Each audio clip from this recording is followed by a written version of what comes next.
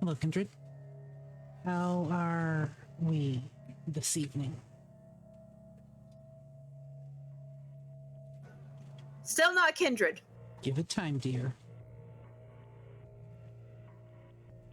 Confused, but otherwise okay. Why are you confused? Why is the stick glowing? What stick? Splinter.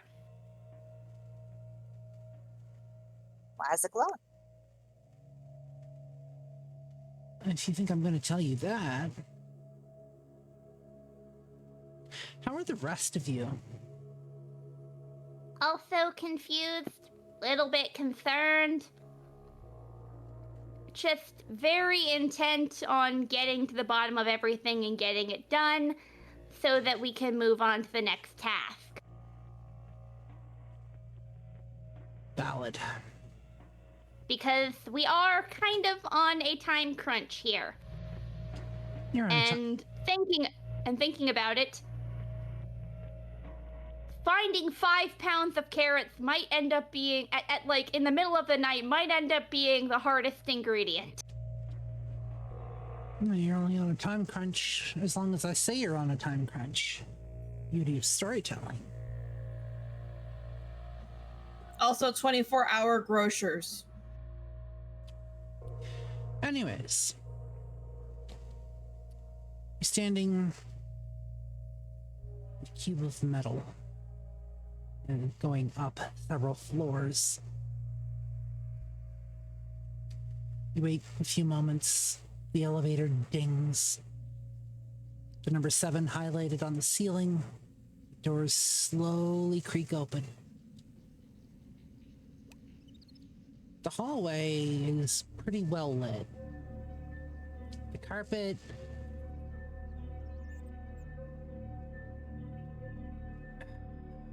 kind of reds and golds on the floor. That like small, easy to vacuum type carpet one you'd see in like business offices.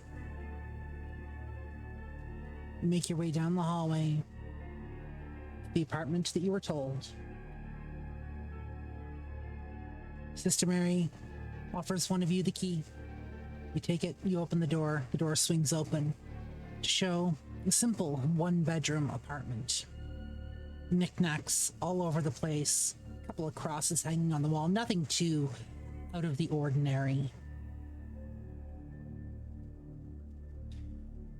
Bedroom off to the right, and a small little tiny hallway off to the left, along with a kitchen kind of there's a wall between the living room and the kitchen. You can't quite see the living room from here. And then closer to the entrance door, there's a small little bathroom. Just enough for her. She breathes a sigh of relief as you move into the apartment. The door swings shut behind you.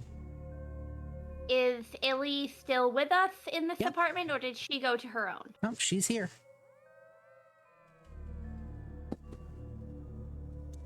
The door swings shut behind you.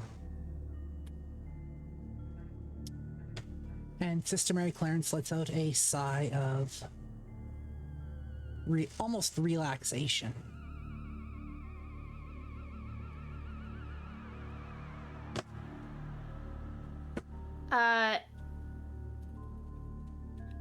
Prue is gonna look at Isabella and point at oh wait, no, Isabella still can't see her.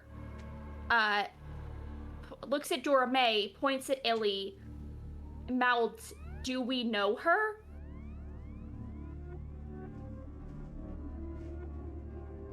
Dorme will nod.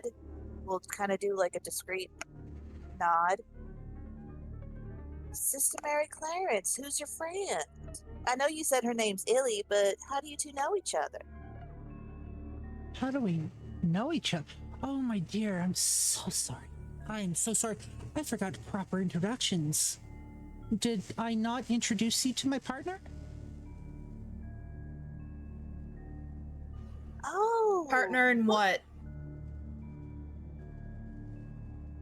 Oh, Oh, you poor sweet child. How long has it been for you? I'm not a kid! Prue legitimately, when she hears partner, just kind of does a little fist bump. Like, yes. Why do you think I left the church, dear? Because of all the corruption that I heard about from other people. Prue is gonna... That was only part of it. Turns out you taught me a lot more than I expected. How to be open and how to love unconditionally, among other things. Prue is gonna sneak around behind Isabella and just whisper in her ear, not dropping the thing yet because she doesn't know if Illy's in the know. Just whisper in Isabella's ear, "They're lesbians." Oh, this is like the spinsters that were on Maple Street, right? Oh, honey. You talking about spinsters? Why do you think spinsters were usually singled out?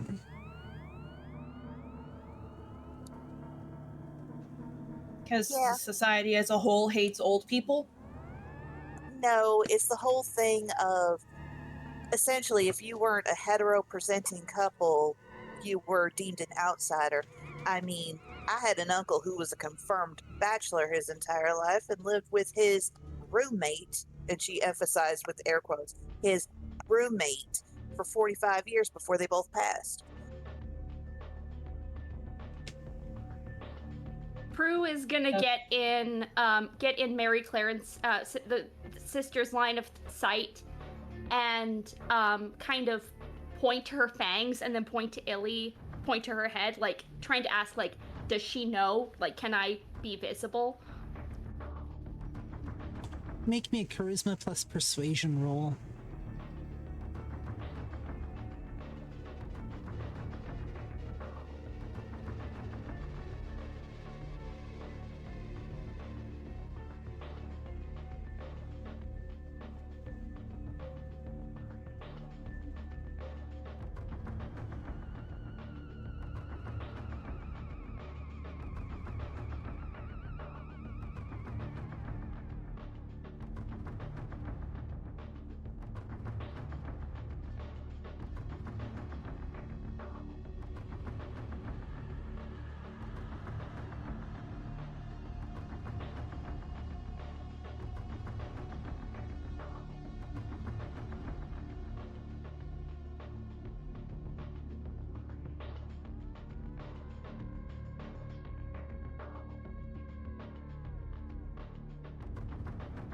Give me a moment, I have to roll 7 die. You only have one set of dice. It just took me a second to dig all of them out of the tiny little container I had them in. Fair.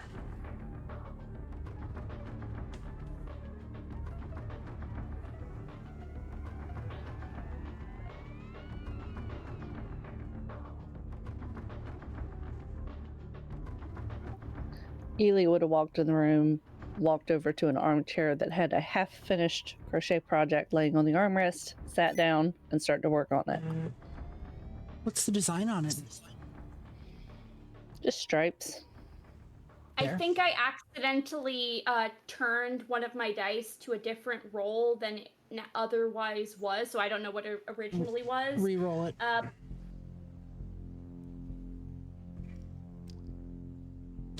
Okay.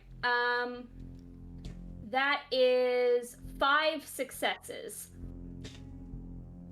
You're gesturing towards Sister Mary Clarence. You can see she's looking right at you. You can almost see Isabella's looking at Sister Mary. You see a sparkle almost in her eye, just sort of a mischievous glint. Prue, she's looking right at you, and as Illy walks into the living room, you just see her shake her head.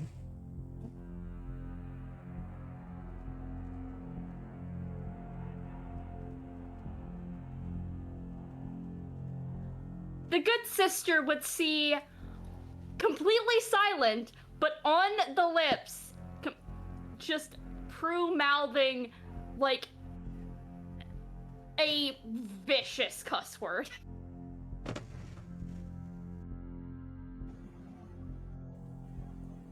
Sorry for the late visit, Sister Mary Clarence. It would have been sooner, but Oh, shit honey. kept happening.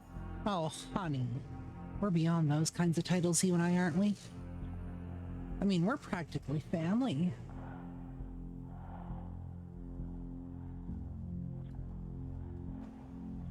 Sorry, Mom. That's better.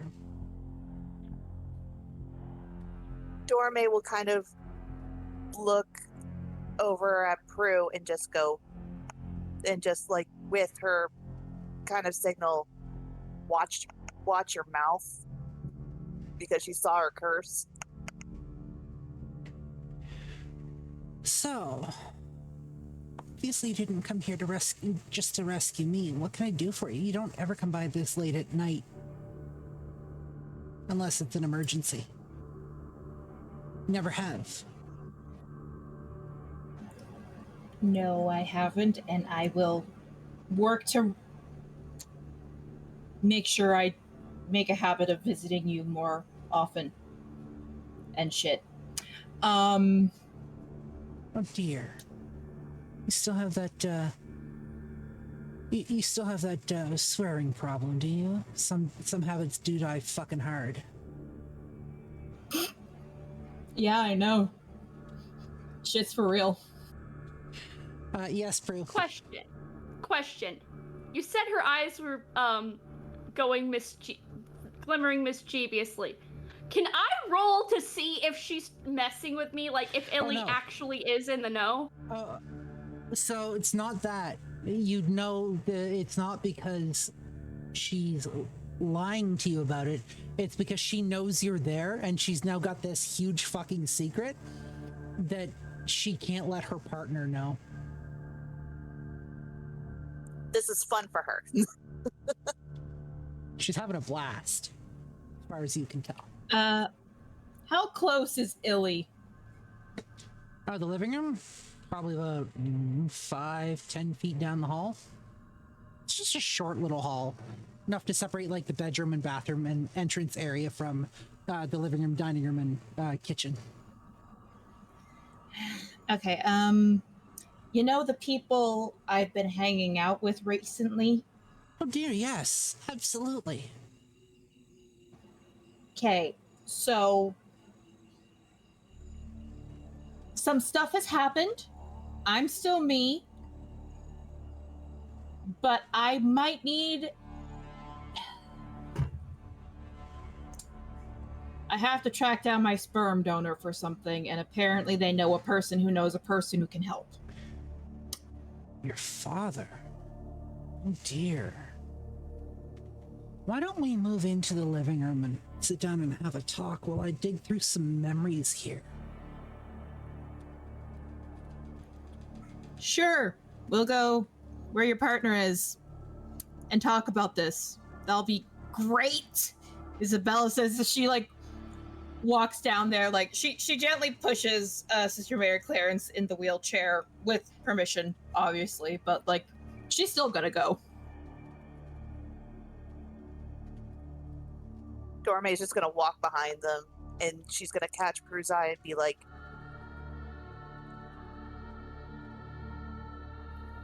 Is she telling me to follow, or? yeah, she's trying to be like, you with me, let's go.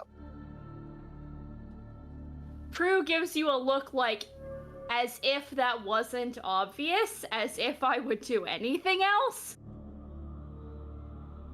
You make your way to the living room where Illy is sitting in one of the chairs doing her work. She really invested in it. Is Splinter still glowing? Yep.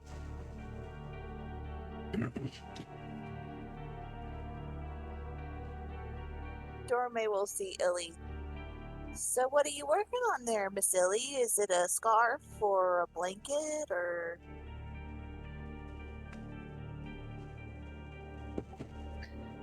It's a blanket. I make blankets and send them to an adoption agency to use for surrendered children. Oh, that's very sweet. Which adoption agency? There's a couple around town.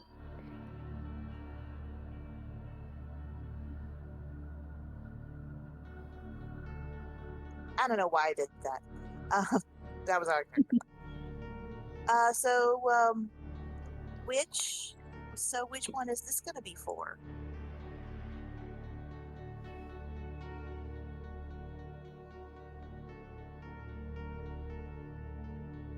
Mary, do you remember the next one that I was going to send it to?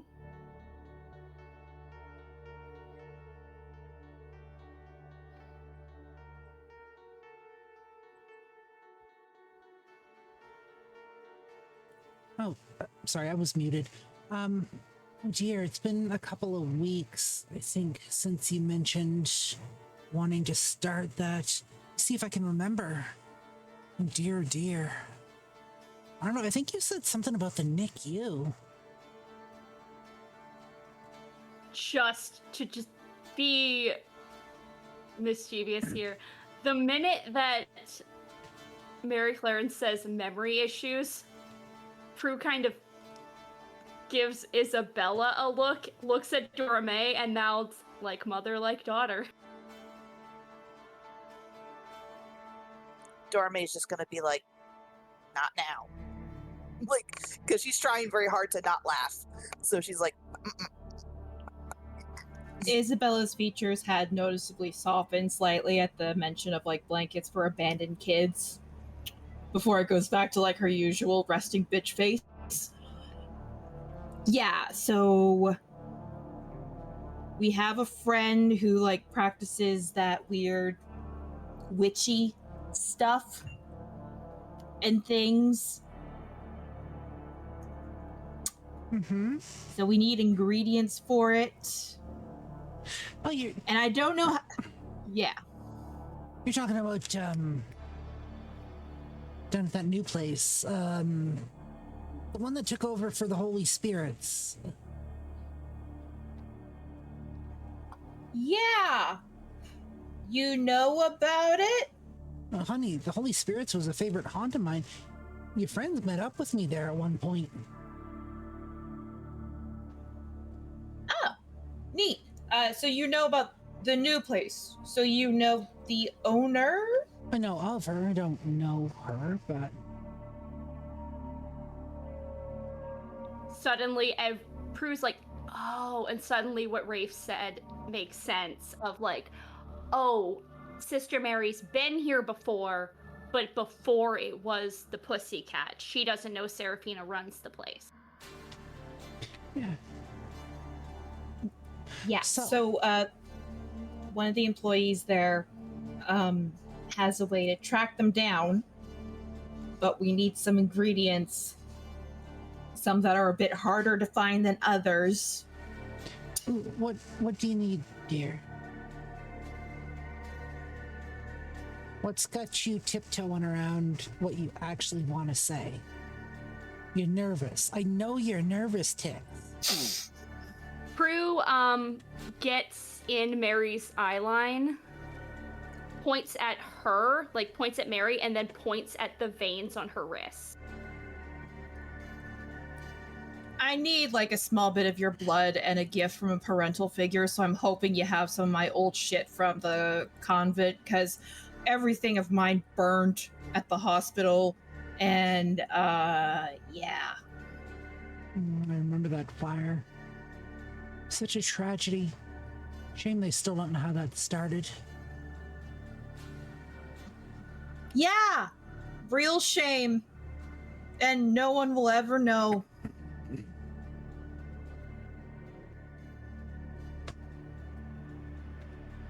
And Dora May just kind of does the little sideways, the side eye of.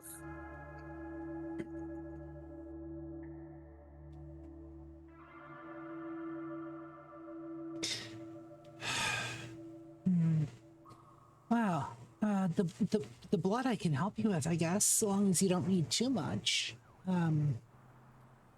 It's just like a little vial thing I got from the witch. She says that she takes out like a little 1 ounce vial. Gift from a parental figure, though. Prue starts mouthing to Okay, to so paternal. Paternal is the more appropriate term, like a father figure. I didn't keep any of your stuff when you died, unfortunately. not even like the little jean jacket, the jean vest that Ryder in the club gave me when I was a kid.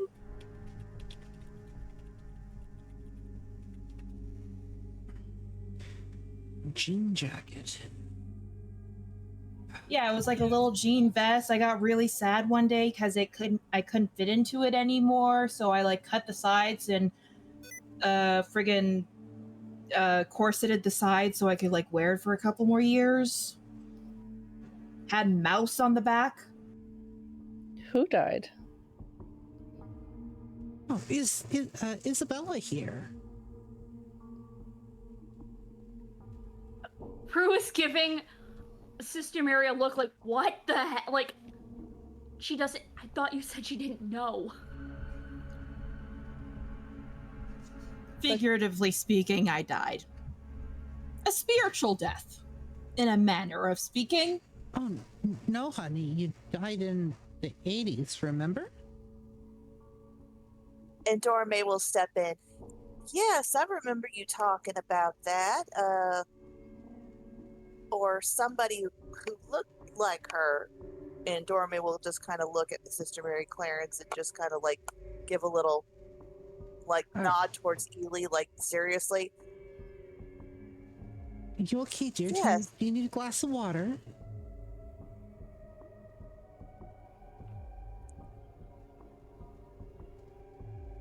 No, I'm good, but yes, I remember you telling me about that, like someone who kind of maybe looked like Isabella, who like died on the table and was just brought back after 3 minutes or something like that. One of those medical miracle show things.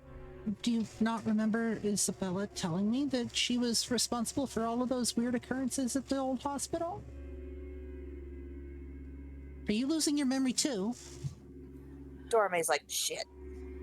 Okay, Mom, I told you that. I don't know if she knows, she says, gesturing at Ellie.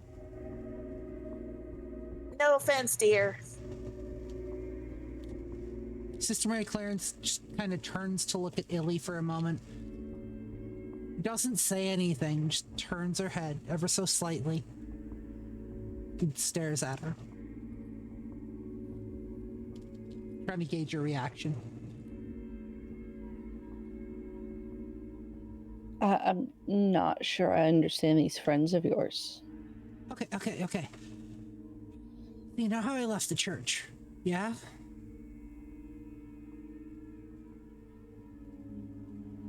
Yes. It was a few years after our dear Isabella here died. For some reason, just recently, she came back, and I still don't know that. But there's things in this world that you aren't ready for, but you may need to hear.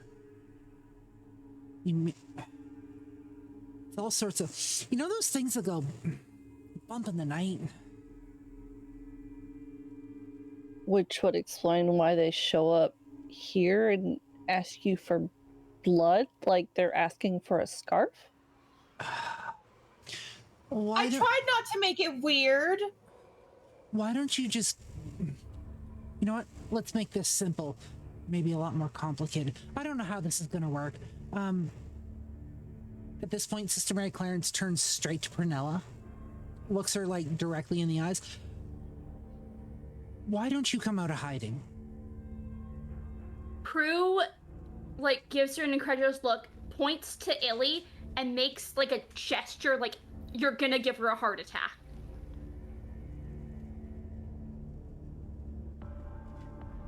Are you okay? Can you not?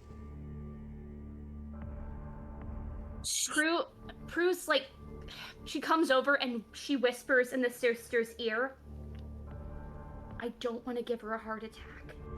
Oh, you won't, dear. Don't worry about that. She's stronger than she looks. I mean, kind of have to be with the amount of furniture we've broken, especially at this age. Oh dear. Mother! Prue sighs and just... Illy would hear about 2 seconds before she sees, if you're sure. And then the hood drops and Prue appears, like, out of nowhere in front of you. Oh, come on, Isabella. You didn't think I was gonna stay, celibate forever, did you? Gotta have some fun in this life. I knew you weren't celibate when you were a nun. I knew that much. I knew you weren't celibate before because you had a life before and there was a brothel, apparently. I don't need to know your bedroom activities now! I did quite fancy Ruby. Down at that brothel. Anyway, Prue is listening to Illy's heartbeat as she drops her hood, like, genuinely concerned she's gonna kill this sweet old woman. Ely's gonna pick up a cake of yarn and throw it at Prue's face.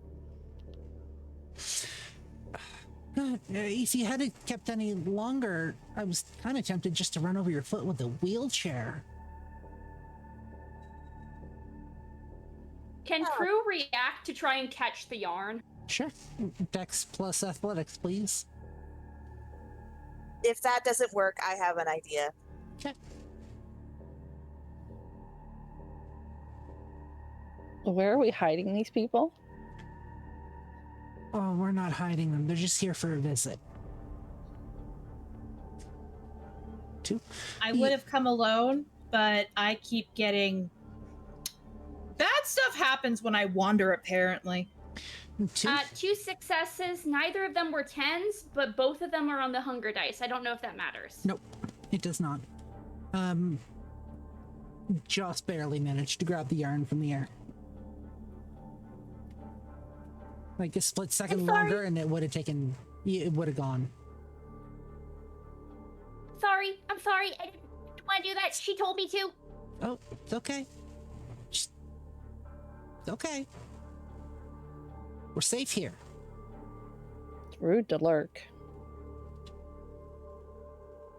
We are not supposed to tell any humans that we exist. Humans? You're not human?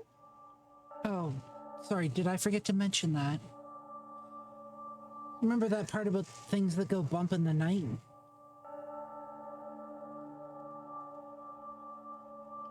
The things that go bump in the night could be you and I. I mean, we have had our fair share of bumping, but we're not here to discuss that. Besides, I think our adventures kind of upset Isabella.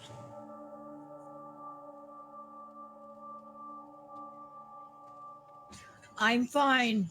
You gave me the talk when I was a teenager. I can handle this, even though I really don't want to listen to it. Yes, Dorme. Dorme is going to use her arms of Ahriman to pick up the yarn that was thrown at Prunella. And She's holding it. Well, she's going to take the yarn from Prunella with her arm, with the shadow arms, and she's going to bring it back to Illy and place it in her lap. You're going to need to make a rouse check for that. Okay. Prue looks down at Sister Mary Clarence. You do realize that if the people who are in charge of our government find out we're telling her any of this, we're all dead, right? Really? Perhaps I should keep my secret storage spot a secret then. I failed. What's your hunger at? It's a 2. Not bad. You can feel that kind of itching under your skin, but it's not quite all that bad just yet. It's more, hey, I'm here. I'm here and I'm hungry. Just If you don't shut the hell up right now. the amount of secrets that I hold, dearie.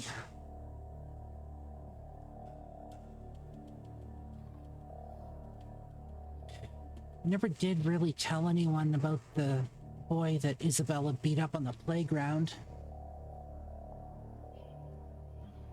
Okay, that fucker deserved it. Yeah, He made Tamika cry. Yeah, well, I mean, he was chasing you around on the playground trying to kiss you, apparently. And you turned around and clocked him. Something awful. Not gonna lie. I scolded you in the moment, but the broken nose was impressive. Yeah, it was. Well, you know, Fucker girls deserved will it. be girls. I seem to sense a pattern, considering the last time we saw the dear sister, you'd also broken someone else's nose. She has a habit of... Also, impressively. She has a habit of doing that when there's things that could be deemed slight injustices. Always had a hot temper too, one to throw punches and ask questions later. Never did get over Those are that. quite easy to break. They are. They absolutely are. I mean, you've broken your fair share. Yeah, I'm going to tell you right now, Sister Mary Clarence, with the people I've met and the guy that's kind of taken me under his wing, that's gotten worse, but better at the same time. Anyways. Prue just looks down at Sister Mary Clarence. How explicit do you want us to be with what we tell her? And that's up to you. Nods, looks at Illy. No, we are not exactly human. If we tell you exactly what we are, we're gonna get in a lot of trouble, and potentially so are you. So let's just leave it at, we're not human, points to Isabella. She came back from the dead, and we have a lot of weird stuff that we need to take care of. Sorry. Are you going to keep my yarn? Dorme gave you back.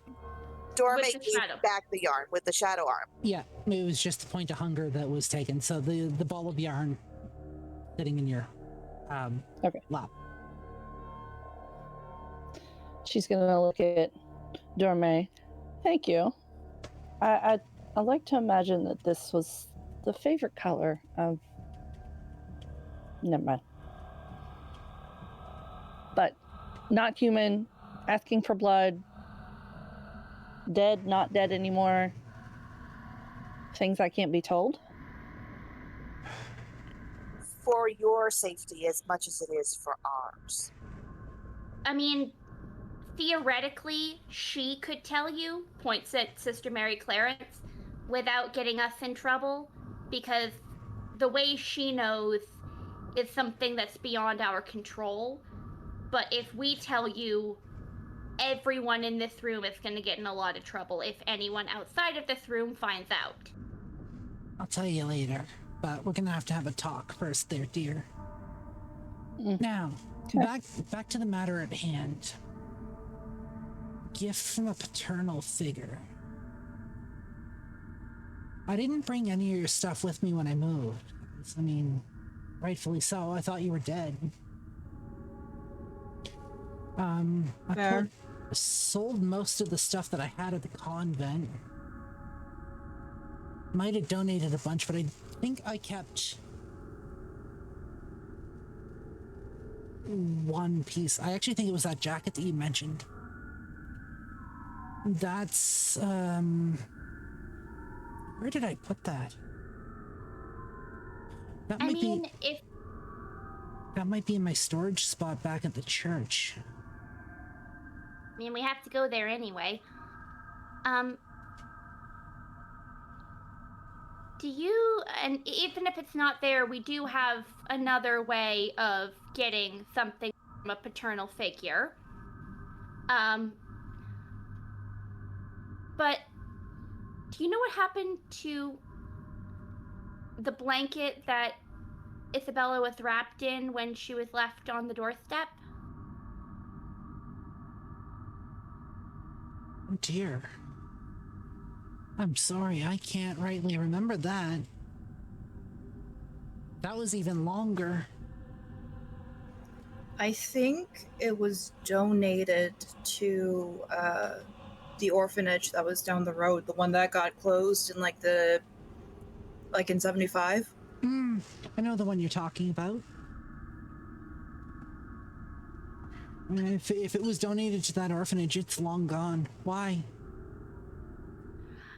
The person that other than you, that we would be able to get a article from, a gift from a paternal figure from, raised some doubts as to whether the person we had in mind for a paternal figure would actually count as a paternal figure. She's being very careful not to say Ryder's name because he specifically said that he doesn't want her to know he's alive because he's afraid of giving her a heart attack.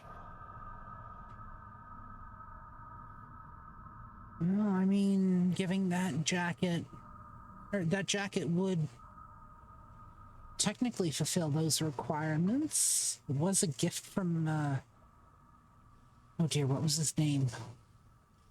Long gone. Ryder. That's the one.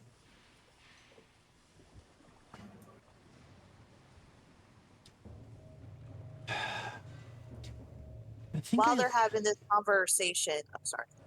I think I left it in the basement of the church behind one of the walls. Same place you left the chocolate bars? Yeah, have you picked those up yet, by the way? We were gonna head there next. Sorry, while they're having that conversation. Dorme's gonna go over to Ely and just kind of kneel in front of her at her feet. You said this was somebody's favorite color. Can you tell me who?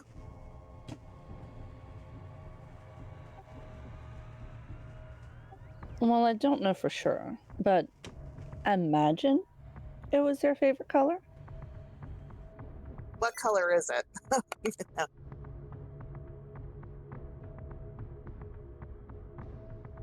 No. What color is the yarn, actually?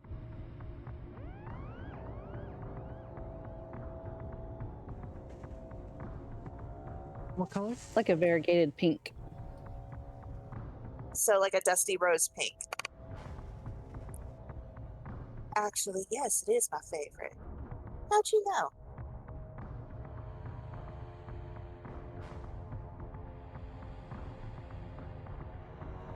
Then perhaps fate brought you here for a reason. Yes, I'm a big firm believer in that.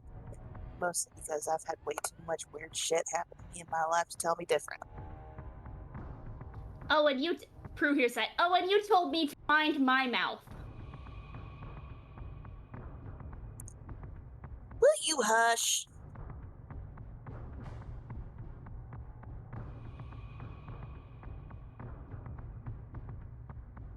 Yes, I know. It's hard to give it up. Tried not to have her curse while she was invisible because, curse in front of a nun thing. Even though she's former nun, still.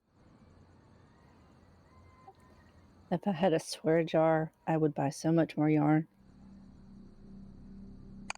I'd probably given you a lot of my money because of how much I swear. It'd be worth it, though. And she just kind of looks at the yarn again and just kind of thinks to herself, it's really good to meet you.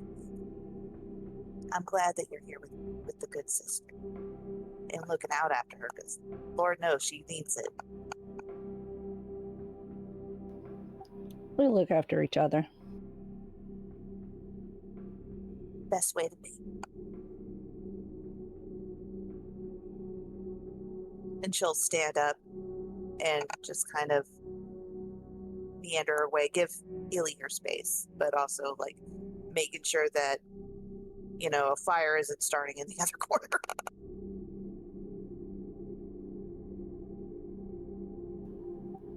Eli's gonna pause. She's gonna put her blanket aside and reach down in her work bag and pull up a couple toboggans, beanies with pom-poms on top. 2 of them in the pink color, and then one of them kind of in a mixed color. It's like black, but like oil slick kind of effect to it. You're there's a beep coming from you. It's yelling at me because I'm holding the button too long. Ah, okay. Sorry. Mine does the same thing. And she's gonna slowly stand up, step over to Dorme. Here, anyone can use a hat. She'll just take the hats. Thank you. And then she's gonna walk over to Prue, offer her the oil slick colored one, since you seem to blend into shadows.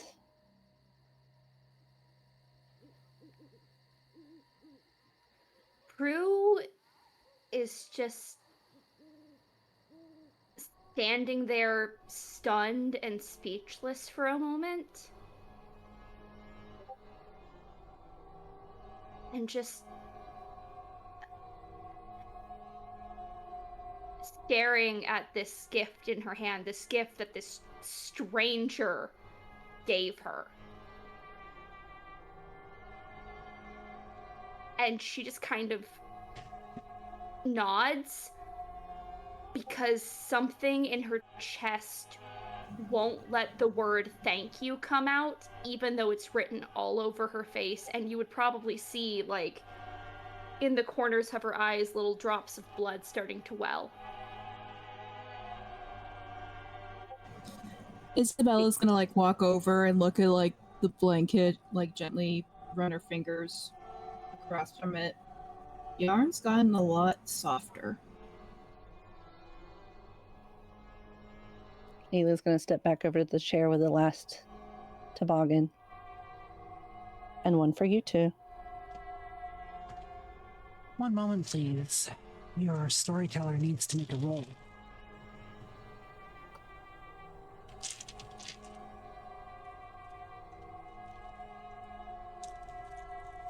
Isabella will gladly take the hat. She'll actually go as far as to, like, put it on, wiggle her head back and forth because it has a pom-pom. Oh, that's adorable. And it kind of matches your hair a little bit.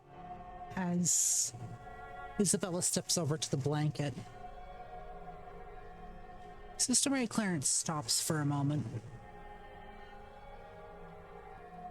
She just kind of stares at Isabella. That's interesting.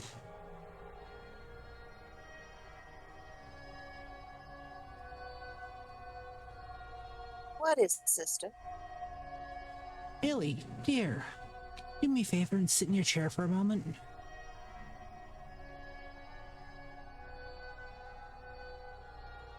Perplexed, she's gonna slowly sit down in her chair. How odd. What? Prue is quickly just shoving the hat into one of her pockets. You can What? see Sister Mary Clarence's eyes are moving back and forth from Isabella to Illy.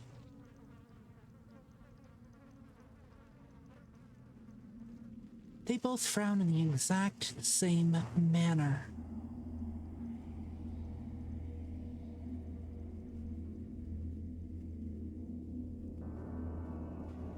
Dorme is just kind of following the eyes of Sister Mary Clarence. Oh. I'm pretty sure I got no frown from you, dear. You don't think... Dorme, Pernella, I'm going to get you guys to roll me wits plus awareness, please.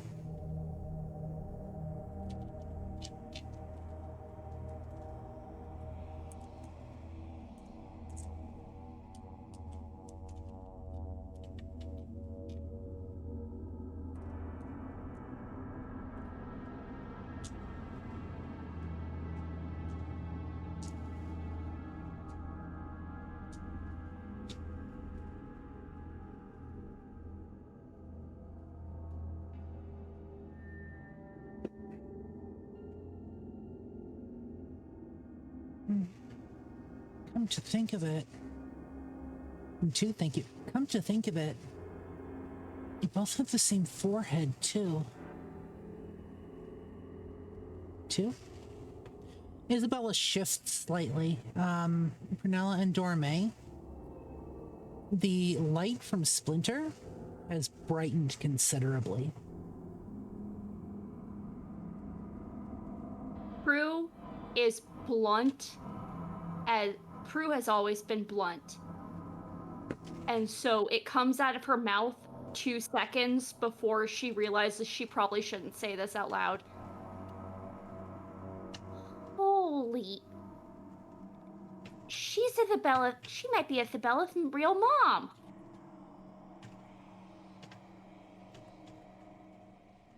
Say what?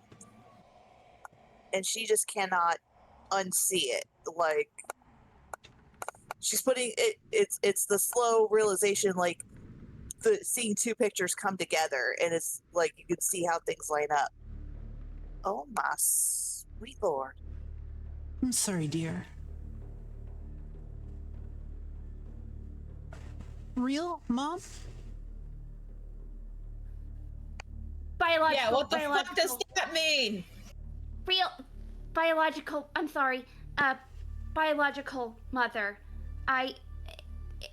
Illy, did you ever have kids?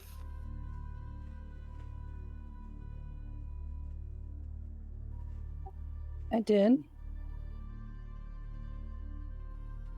When? Long time ago. Roughly what year?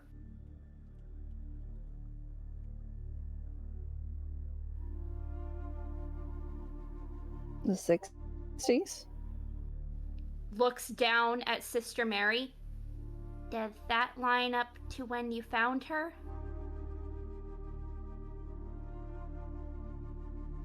A while ago. It was somewhere around there, I think. I think it was Was it the summer of 68?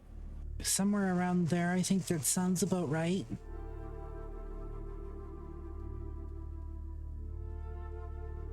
Illy, do you remember having a child right around the summer of 68?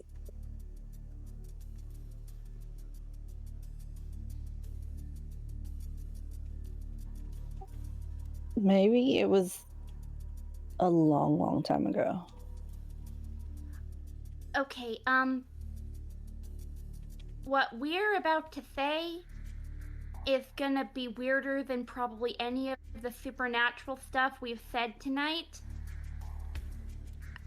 We think Isabella might biologically be your daughter, which, considering if biological mom is in a partnership with raising mom, I'm old. What is the proper term for that? I think the term would be adoptive. Nature met nurture, and you two are in love, and that's a big coincidence.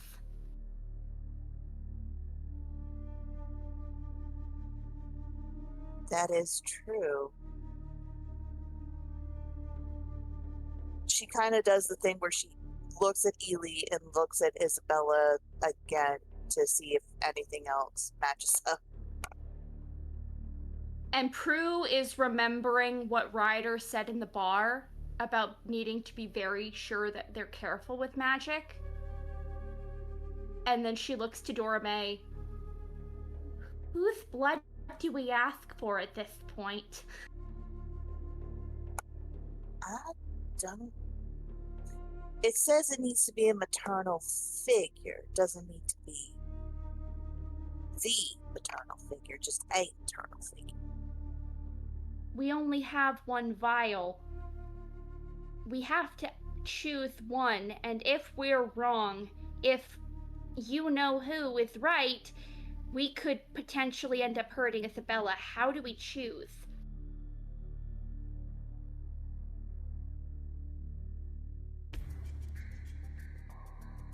This is weird. Isabella, can I see the vial that Ro gave you again? Isabella has been very silent and without a word just hands it to you. Does it look like a normal, like, hospital vial? It does. When we were coming up here, did Prue see, like, a nurse's station?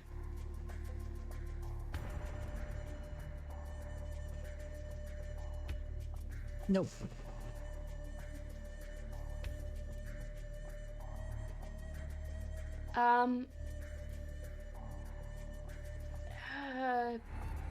Okay. My first impulse... She's starting to do that circular talking thing again. Okay, my first impulse would be to try and find another one of these so that we can take both and see which one works. But we only have the one, and I don't know where to get another one. And so we have to pick one or the other. And the most obvious choice would be Sister Mary Clarence, because she is the mother who raised Isabella. But then, if we're right, and Illy is biologically Isabella's mother, then it might be her blood that we need. And coincidences are not a small thing in our world, but I don't know who we would need, and I don't know... Sister Mary Clarence.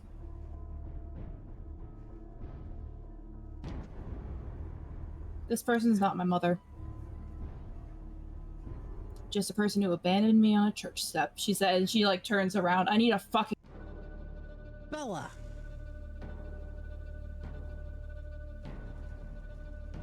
You know better than that.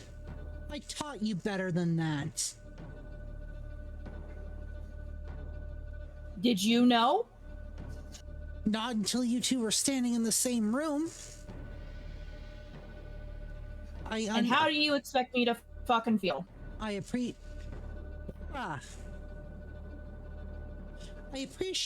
how difficult this must be for you, dear.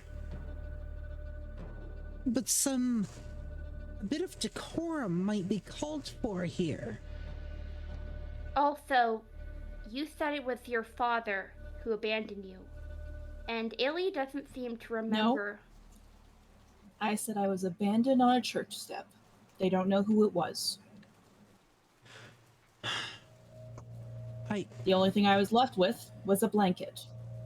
The storage room is in the basement. It's behind the wall. You go to the corner of the room, third brick up from the floor, fourth brick to the left.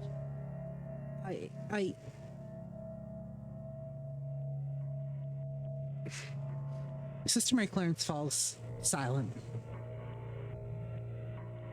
Dorme will come and she'll kneel like she did with Ely. Sister Mary Clarence.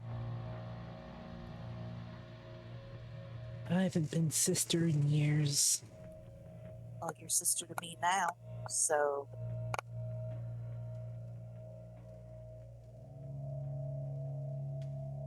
And she'll very gently take her hands in hers. You understand. You, among all people, will understand how she feels. I understand. That's still no excuse. But take what you need.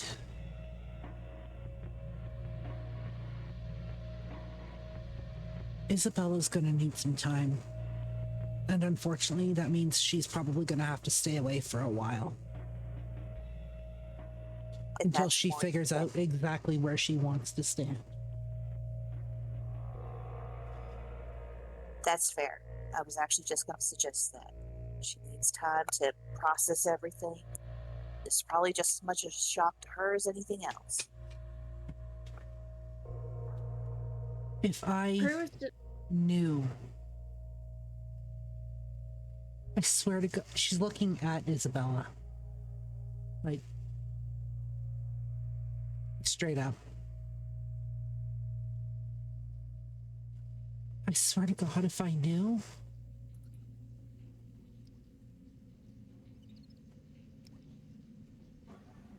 I know.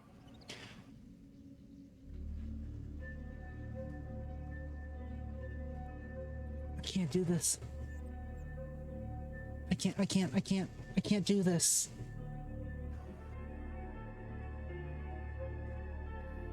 Prue's just been standing there holding the vial, Take kind what of stunned, not sure what she needs. Just take what you need. She hands the vial to Dora May, goes over to Isabella and just kind of puts a hand on her arm. Let's go outside. May, you got this? I got this. Are you going to be all right, Mary? Not me, I'm worried about. Looks at Ellie. I am sorry for everything we've dropped on you tonight.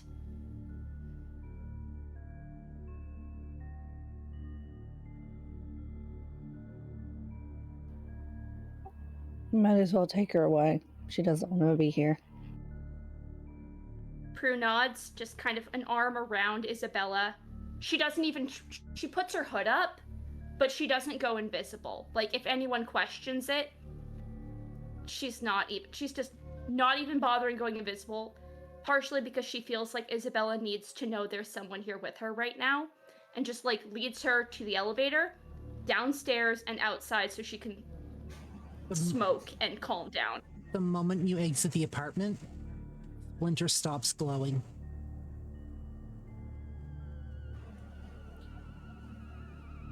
On the way out, Isabella just like glances over her shoulder and says, "I'll message you later, Mom." Dorme will shout from her kneel position, "Don't you two wander off too far. Right outside, into the smoking section, not a step further. Do you hear me?" I got her. Figure Isabella?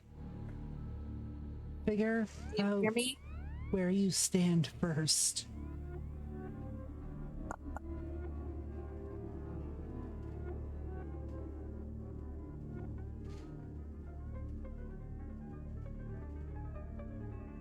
Isabella just keeps walking. Let's go.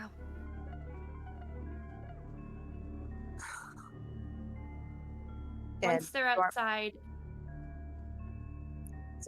Dorme will just sit, be like, "Okay, Sister Mary, I'm just going to make this as quick as I can for you. Okay?" She says nothing. She holds out her arm, though. As they're going out, Prue's gonna pull out her burner, and just because she's anxious about getting this right, she's gonna text Ro and say, "We accidentally found the mom who raised her and potentially her bio mom. We're taking the mom who raised her's blood. Is this right? Because otherwise because we only have one vial." She's not letting Isabella see, 'cause she knows it's gonna upset her more, but she's just texting Ro to check, is this what we need?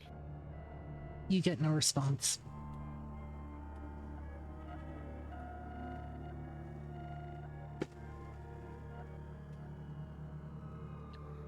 In her head, she's like, well, this is what we can get right now. If this goes wrong, we fix whatever damage it is, and we try again next month once this is a little less fresh.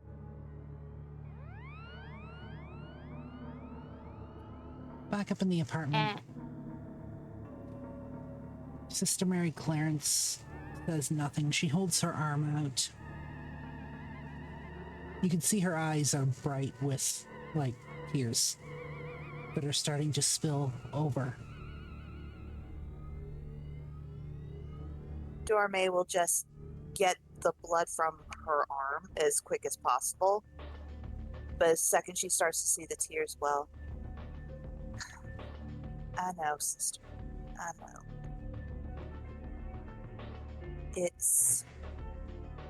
It'll be difficult for a little bit.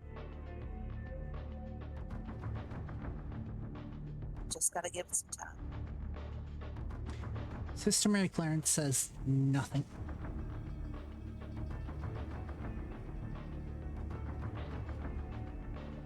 What's on your mind, sister? She says nothing in response.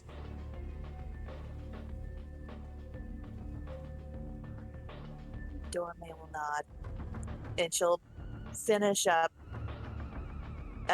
putting a piece of cotton on her arm where she took the blood from. Okay, just put some pressure on that for me, darling. Okay. Easy. She does so. As you're watching, you can tell her movements are almost mechanical. Yeah. She'll also get a tissue and just wipe the tears from her eyes. Then she'll go over to Ely. I'm really sorry. I know tonight's been a shocking night for everybody. Is she going to be okay? Gesturing to Sister Mary Clarence.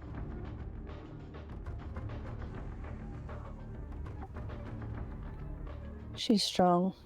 She'll be fine. Right.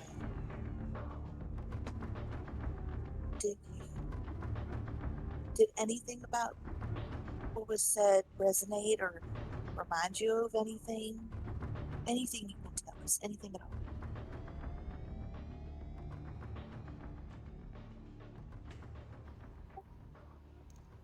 I did give up a child. And back then, it was the only choice that I seemed to have. She could be. Or maybe she isn't. I don't know. But I understand why she's angry.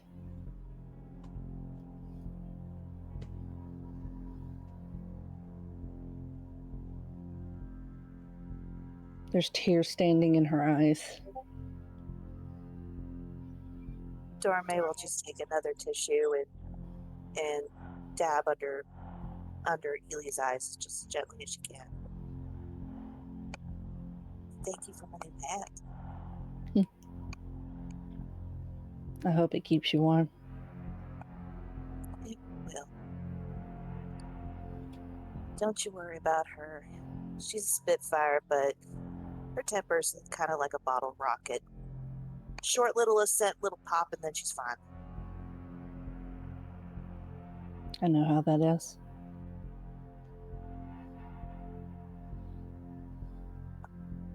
She'll come around. One way or another. If she doesn't, I understand. You should probably go catch up with them. Yeah. Gotta make sure that they don't set anything else on fire other than a cigarette. She'll look at Ely again. Again, ma'am, thank you. And she'll go over to Sister Mary Clarence, take both her hands in hers. Mary? She looks at you, but she doesn't say anything. Well, good, you're responsive at least. You had me a little scared there, darling. And don't worry about Isabella. We got eyes on her. It's just you know her temper. She'll come around. Okay? She doesn't say anything. Can you at least give me a little nod so I know you're hearing me? Please.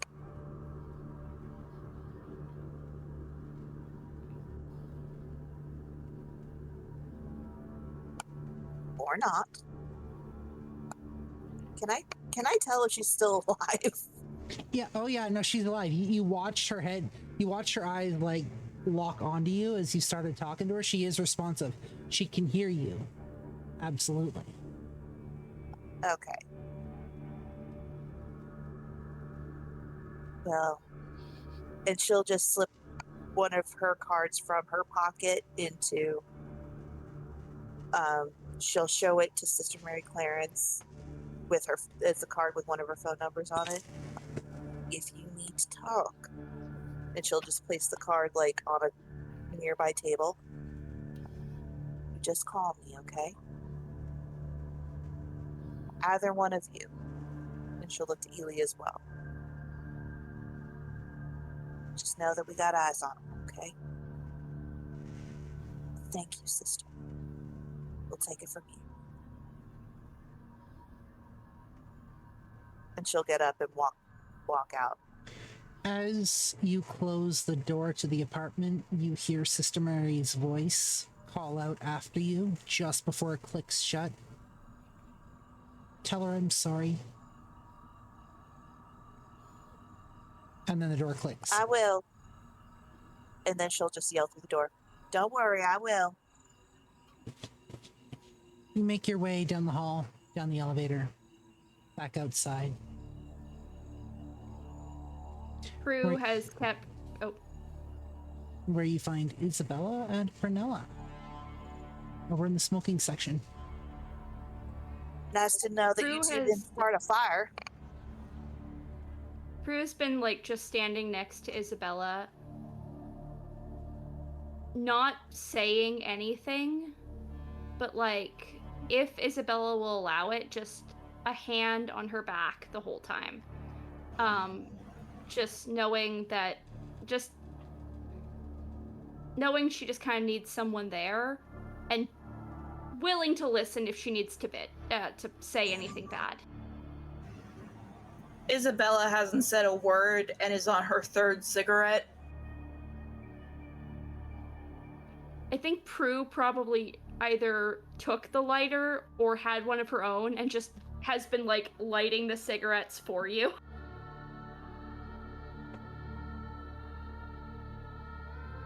Dorme will walk right up to Isabella, not get in her face, but like close enough to kind of have like an authoritative stance. Bella, are you okay, baby? Peachy. Okay, can we get the whole truth and not the smart assiness?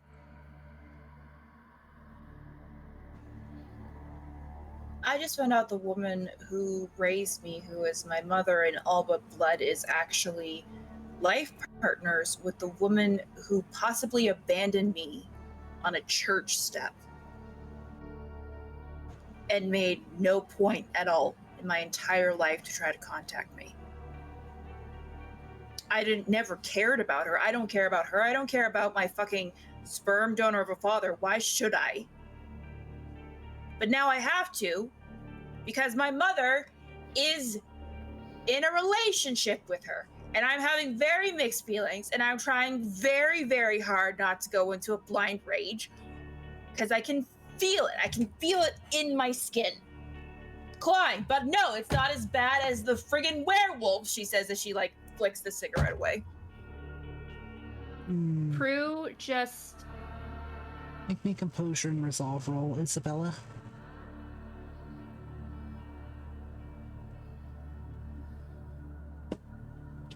Prue, hearing that, is gonna, like, just kind of grab Isabella's arm.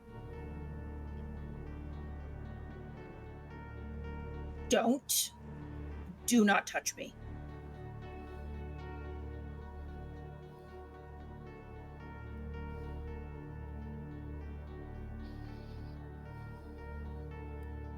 Okay, so I'm guessing the hand on the back probably got shrugged off.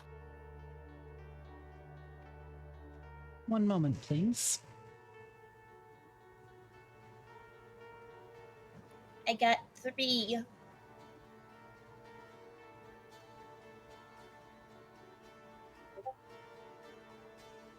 3 successes. You can feel the anger rising.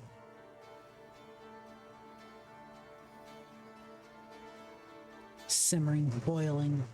Blood feels like it's on fire. You can feel an itch just under your skin. Something you can't scratch.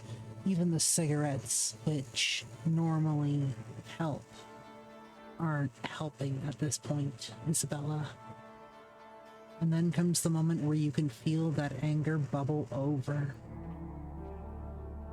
Prue's gonna ask, You can't contain it anymore. Prue grabs the arm, gets shrugged off, and then just bluntly says, "Do you want to hit me?" The moment she hears that, she goes and punches Prue straight in the face. So we're gonna need a strength plus brawl from Isabella. And how is Prue reacting? Prue knows how to take a punch. So she's gonna try and roll with it. So she's gonna take the contact, but try and roll with it the way that she's been taught so that she doesn't, like, have her face broken or potentially break Isabella's hand. Dexterity plus athletics, please. Highest roll takes it. Isabella, hold off on giving your number until you're both ready. Dexterity plus resolve? Dexterity plus athletics.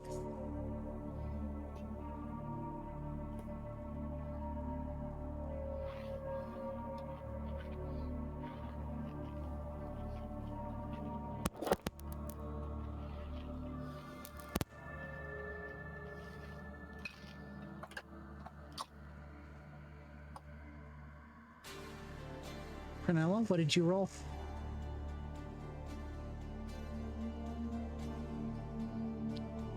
Isabella, what did you roll? I rolled 8. Prunella, as much as your training has taught you to duck and roll with punches, you are a split second, like just a moment too late in judging how fast Isabella's fist is coming at you. With how hard she hits you, you can tell there's something unhuman about this punch. She's putting a little more force behind it than humans should be capable of. You are going to take 2 points of superficial damage as the fist connects with your nose. Where do I mark superficial damage on my sheet? You're going to have to make note of it in the notes and then just keep note of that.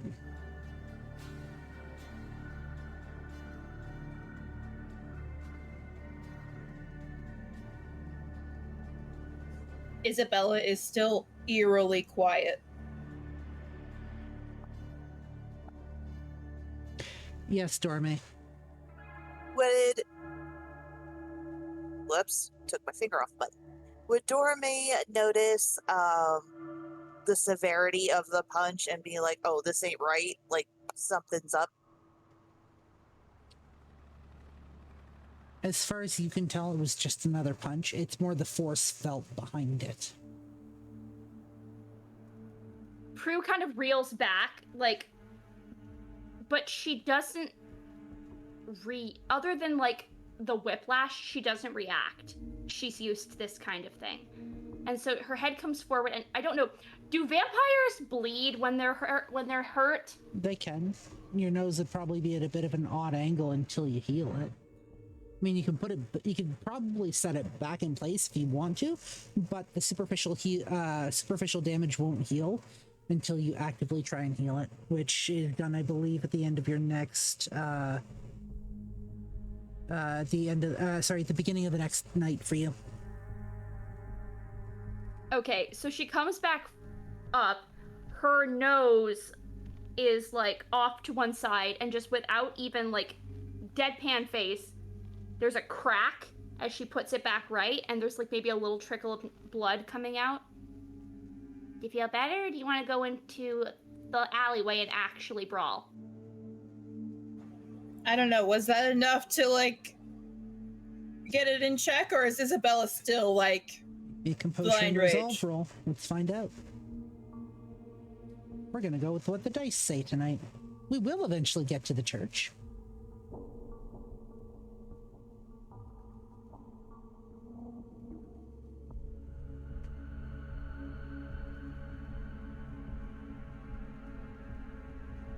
Okay, that's a 4. Just barely. You can feel it bubbling under the surface, but it doesn't quite spill over.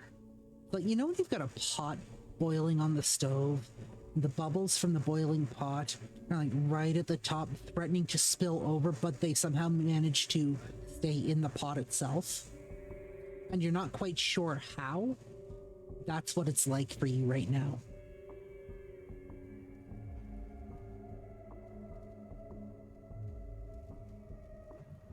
Would you say it's similar to when she first started to get sober and her body was There's an like, we need drugs to calm down? There's an itch there bordering on almost like, I guess, akin to an anxiety attack.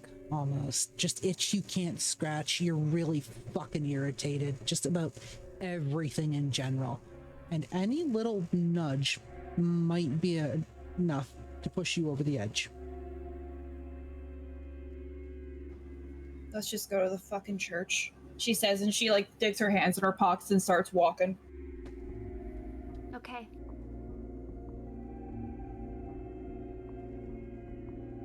Dorme walks to the other side of Isabella and doesn't even ask, just loops her arm.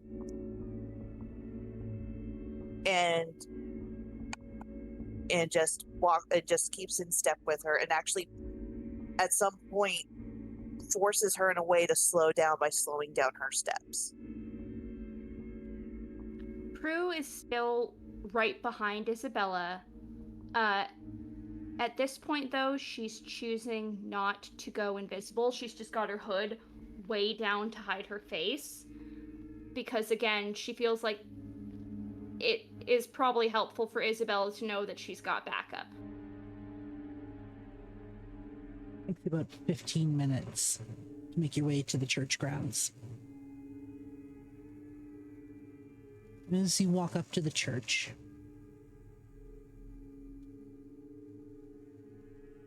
Dorme, you're gonna roll me a wits plus awareness.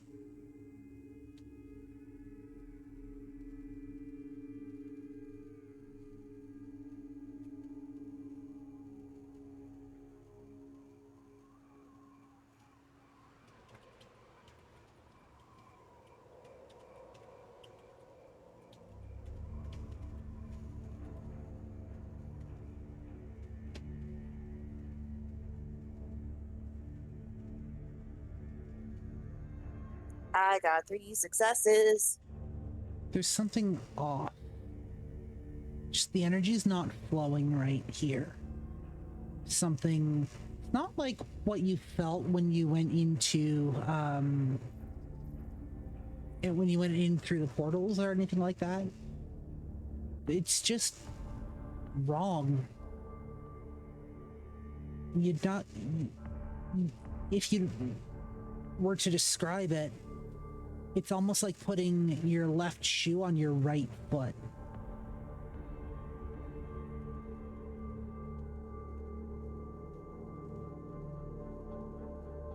I'm gonna have to look at it at the thing, but I want to try to. I've done where the shroud thins here prior, correct? Is the same? Is the energy still the same from when I did? It is, and it isn't, from what you can tell.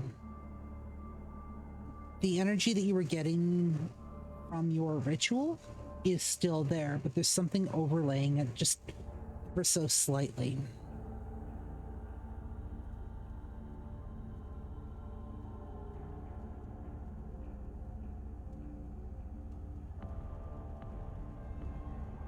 Okay, I'm just trying to find the right book.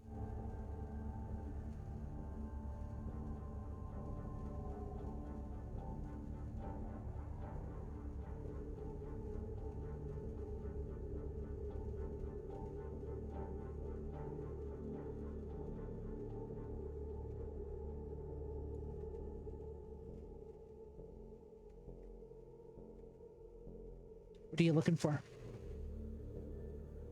I'm looking for the Oblivion ritual where, I'm sorry, the power of the discipline. Words are hard.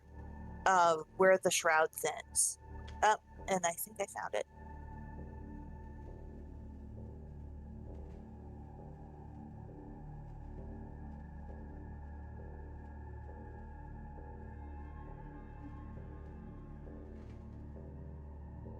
Yep, it's a rouse check plus wits plus oblivion on in Cults of the Blood Gods. Okay. You are welcome to make your rouse check, and then you're going to read the spell, or you're going to read the discipline out for me. I got hungrier. That puts you at 3. Okay.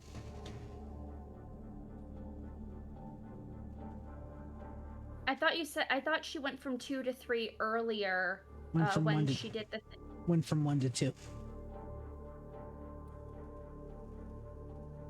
All right, read the discipline out for me. I can't hear you. Fire. Sorry, go ahead. Can you hear me now? Yeah. Okay. Vampires with an affinity for oblivion can sense locations where the shroud thins between the world of the living and the Shadowlands thins. Through this discipline, doesn't directly tell a vampire why the shroud between the worlds is thin in a certain place. It may be due to a grisly murder that took place there many years before, or because necromancers have frequently used that location to summon spirits, or it might be the location of holy, aka church. In locations where the shroud is thinnest, mortal health suffers, and the use of the Oblivion discipline becomes easier if the vampire knows how to harness the gap in the shroud. The shroud here is about as thin as it normally is for you.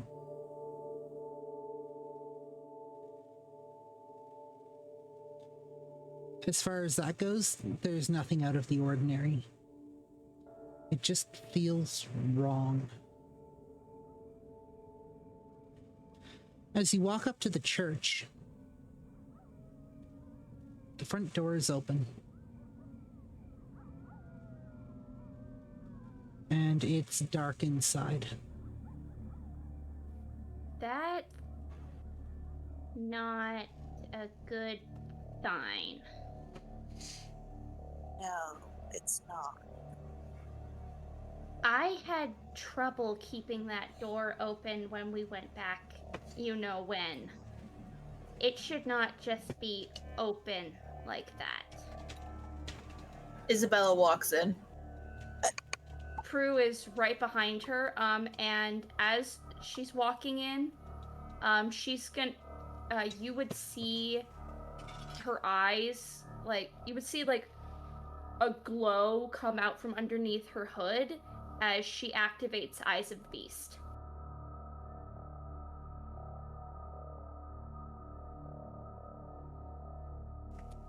One moment.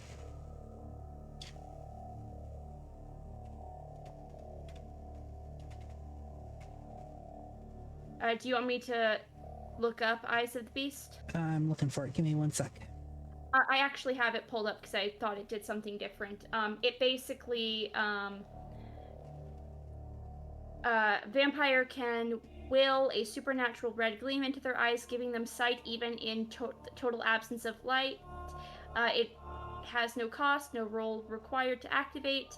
While active, the user ignores any sight penalties imposed by darkness, including supernatural. Yep. While active, the inhuman appearance of the eyes confers two bonus dice to intimidation pools against mortals, and it's active for as long as I desire it to be. You walk into the door. You walk in through the door of the church, following Isabella. You can tell it's dark in here. There's no lights on. It's not supernaturally dark or anything like that. Just there's no lights on whatsoever. There's a very large set of stairs that go up, lengthwise large, that go up to another set of doors, and there's a set of stairs that go down.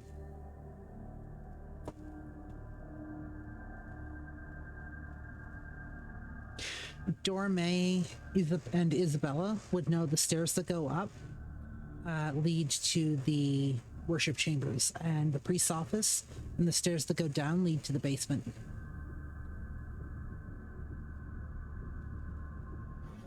Let's go to the basement then.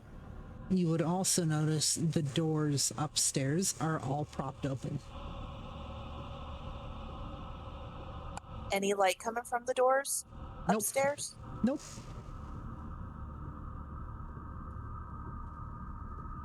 Let's go downstairs and get the stuff from the basement first, and then we can go up and get the holy water. Sounds good. And just for funsies, do I still have Sense the Unseen up? I believe 'Cause I that's had it up I believe that's with- passive. Okay. I'm looking above. Do I see anything? At the moment, no. Okay. You make your way downstairs into kind of a boxy-ish room. It looks like there's boxes and shelves all over the place. At the back end of this room, there's also another door. Looks like this is a storage area almost.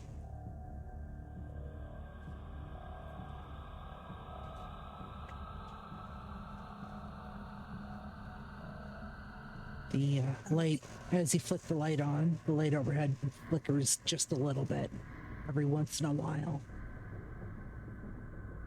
And it's quiet.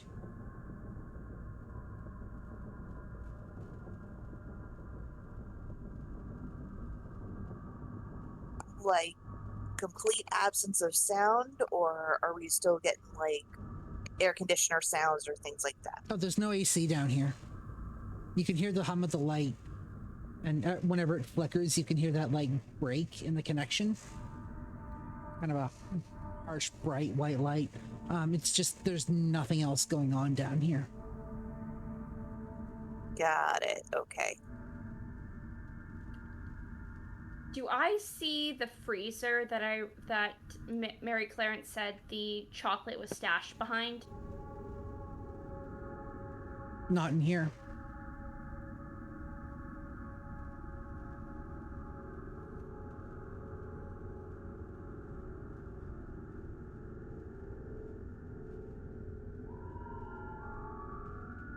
Do we see the door that she said had the storage that might have the jacket in it? There is a door on the other side of this room. Just a plain wooden door.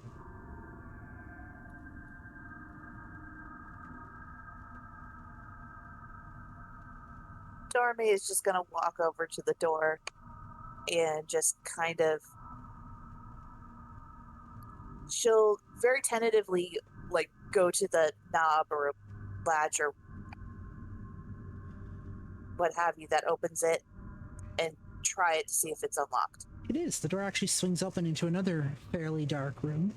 This one looks like boxes were hastily shoved in here at one point. It looks like furniture may have been moved in here at one point. And over in one of the corners of the room, it actually looks like somebody may have thrown up in here at one point.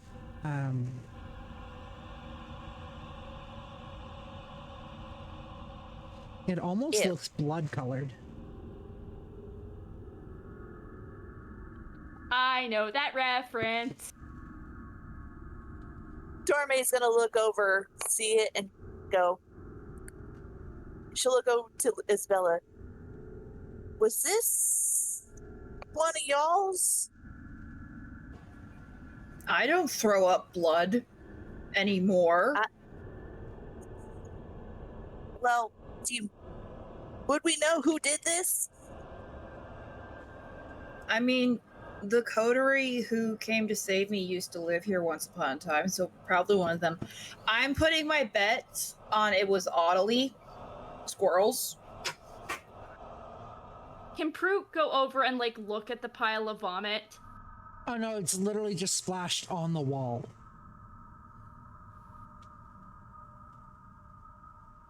You can see it. You can see it from where you are. It's literally just splattered on the wall. Is there anything in it that might have been partially ingested but didn't come up right? It's literally just a stain on the wall. It's Okay, I just don't know if there were chunks I'm attached. gonna paint this for you as clear as I can. It's like if you took a bunch of red dye and threw it at a wall and then tried to wash it off, the red stain that's left is what you're looking at. Okay, so the leftover Kool-Aid stain. Okay, I got it. You know what? I don't really want to think too deeply about what can make a vampire throw up like that. Isabella. Wafers. Isabella. Int plus investigation for just a moment. Oh gosh.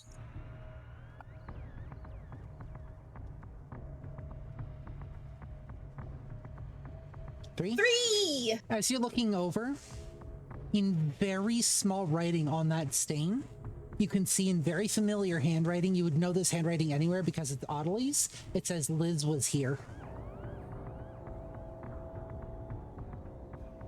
Correction. Apparently, this was the docks.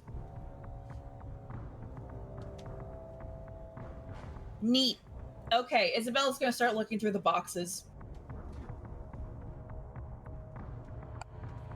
Dorme is just gonna look through the boxes on the other side of the room, away from the Kool-Aid stain. And Prue is keeping an eye on both of them, but looking for where the freezer would be. Int plus investigation, Alia.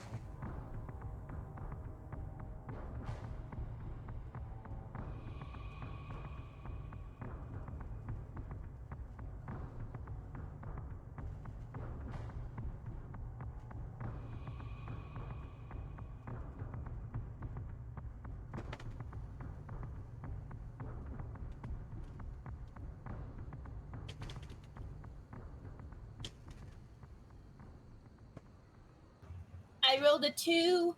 Thank you. Thank you. I also have 2. Thank you.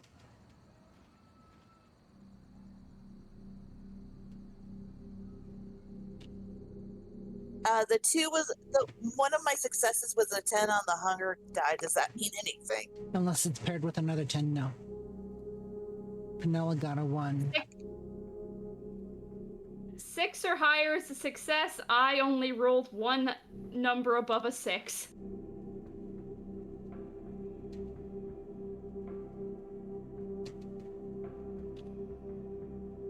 So I'm gonna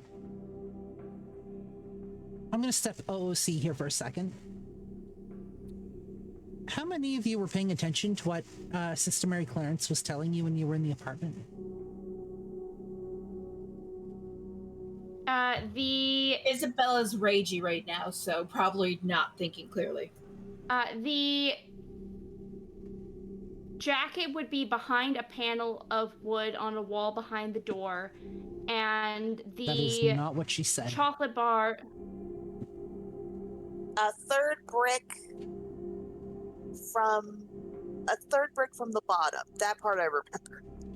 This is what happens when you play TTRPGs with neurodivergence. One of the corners. Third brick up, fourth brick over. I will give you that. Thank you. Because it hasn't been that long. So, Dorme will just start feeling along the bricks in the corner that she's facing, which is the one the furthest away from the Kool-Aid. Your hand actually brushes against a brick. Looking at it, it looks like it's set into the wall like everything else. But as your hand brushes against it, you can feel it's actually pushed out slightly.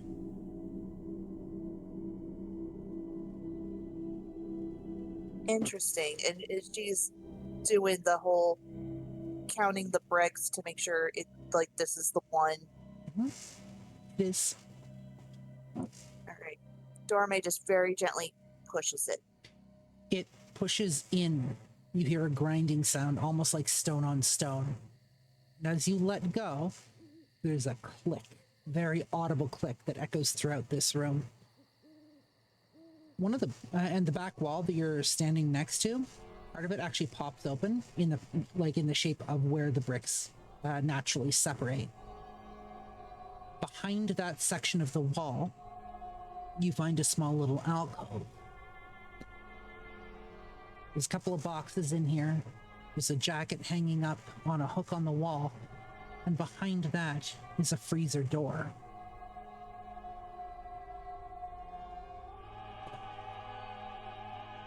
Dorme's gonna walk up to the jacket that's hanging up to see if this is the one.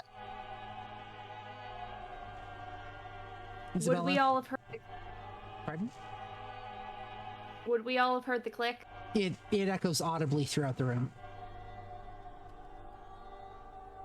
Isabella, you watch as Dorme picks up a rather familiar jacket, something you haven't seen in quite a while.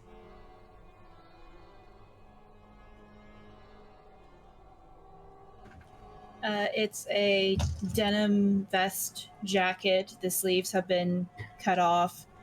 The side seams were undone, and you see rather worn out ribbons crisscrossing in an effort to make it bigger to last a little bit longer. There's a small blood stain on the lapel of it, and on the back, in that very familiar biker font, is mouse. Dorme will hold it up to show Isabella. I think I found your cut, honey. Oh, look how little you are. Yeah, I was always on the small side, she says as she gently takes it. Ryder gave this to me when I was 10. I wore it until I was 13, and then I couldn't make it any bigger. You could always. Prue's walking past toward the freezer, and she pauses, kind of looks back. If it's not consumed by whatever ritual Ro needs to do, you could probably turn the back part into a patch to put on your leather jacket now. Probably, yeah.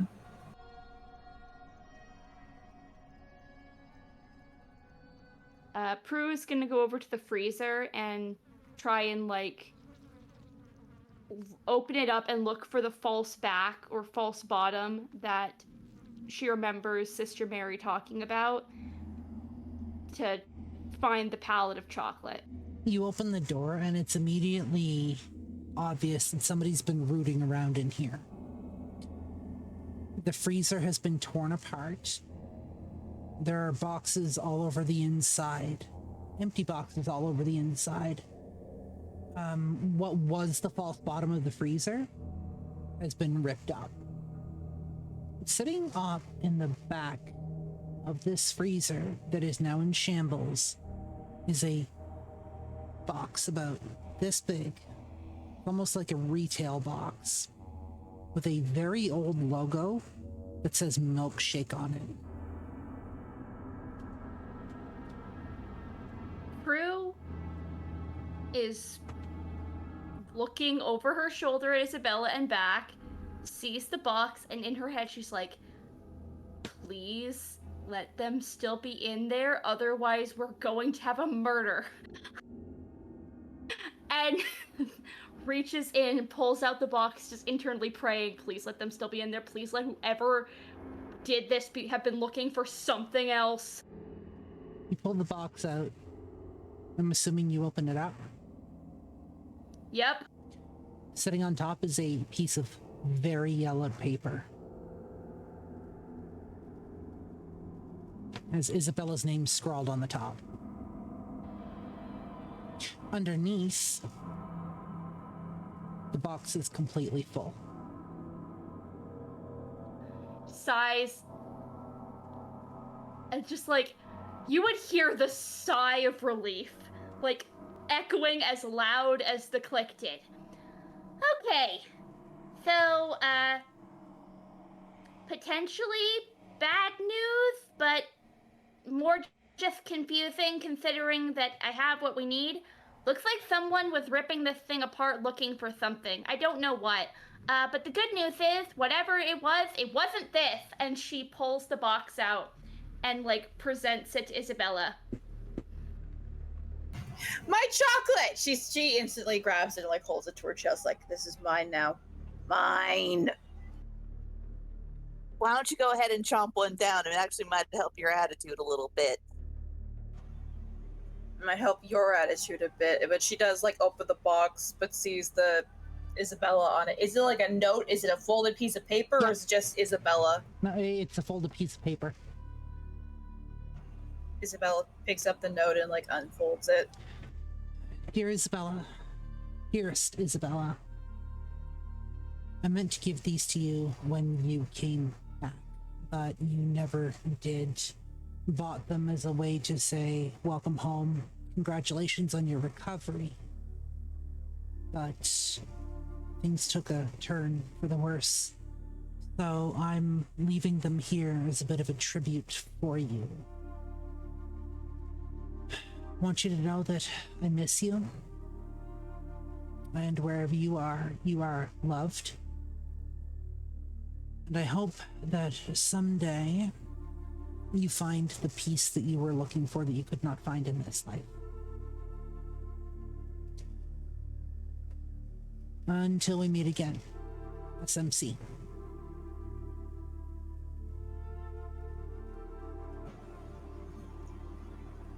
She folds up the note again and very carefully puts it in the front inner pocket of her jacket and takes out a chocolate bar and takes a bite.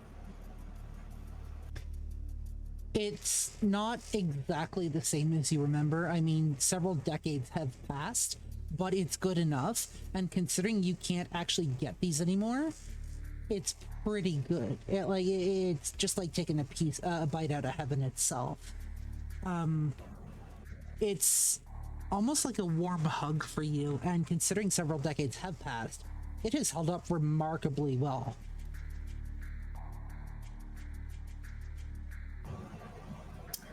Thank God.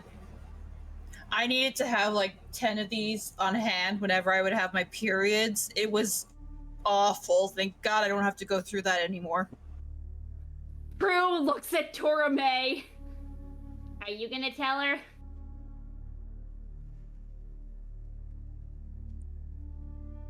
Not right now. Later. That's a later problem.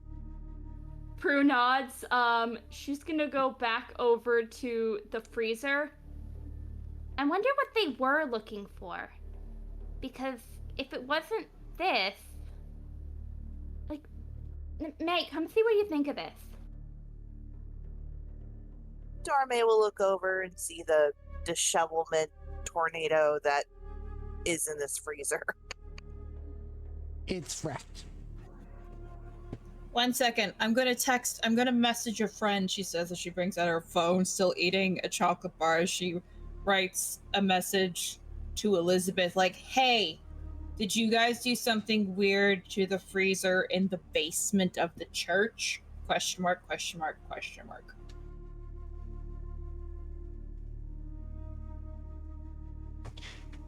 It takes you a few moments. There's some typing. You can see the bubbles appear and then disappear and then appear again.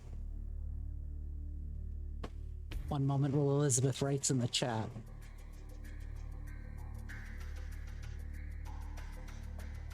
While this is happening, Prue just looks at Dorme like, I mean, I would imagine the good sister might have done this after Izzy kicked the bucket, you know? Just desperate because she thought she lost her, but... Your text notification goes off. Elizabeth has responded.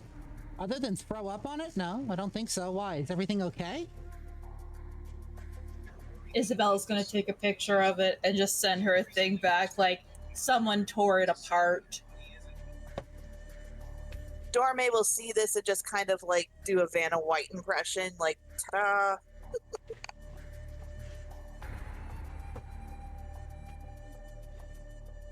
So what now?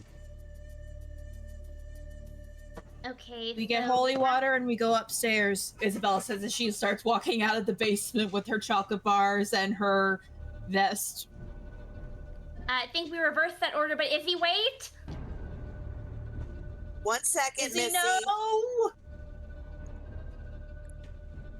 Dorme's just gonna kind of glance over, like, yeah, it's wrecked, but is there any, like, claw marks or anything indicating that this was a supernatural thing? Not that you can see. Well, good news, whatever it was human. You get a response back from Elizabeth. Considering that this place is now Gabe's playground, I'm shocked that it's still standing.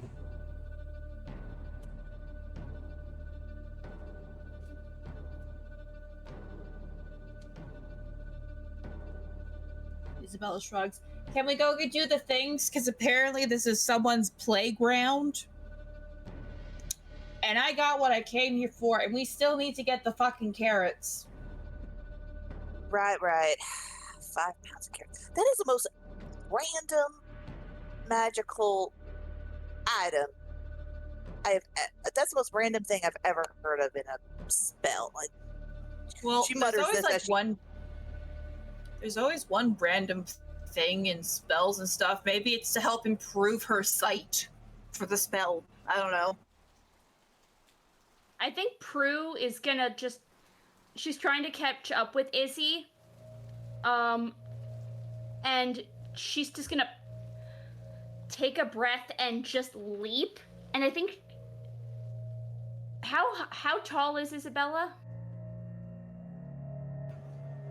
Isabella is a whole 5'2", but she's 5'4" with her boots. Short queen.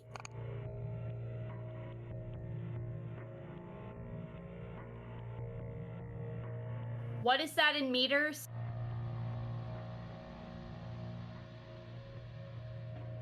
I don't fucking know. I don't use that metric system. One moment.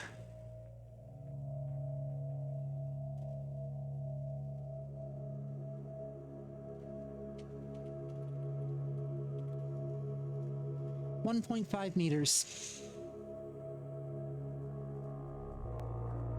Give or Okay, take. good. Prue does, like, the red in her eyes from Eyes of the Beast kind of flashes brighter, and Isabella would just hear and feel and then suddenly Prue is in front of her as she soaring leaps in front of her. You need to slow down. This place is potentially dangerous. Okay. We have one night to do this. And if we don't get the shit done, we have to wait a month. I know. Well, you gotta remember the last but time I also- was in this place, I got dropped into the Shadowlands. I know we have to do this with some deliberate speed, but at the same time, we need to be careful. Especially considering, like you just said, this is the playground of someone who's not too savory.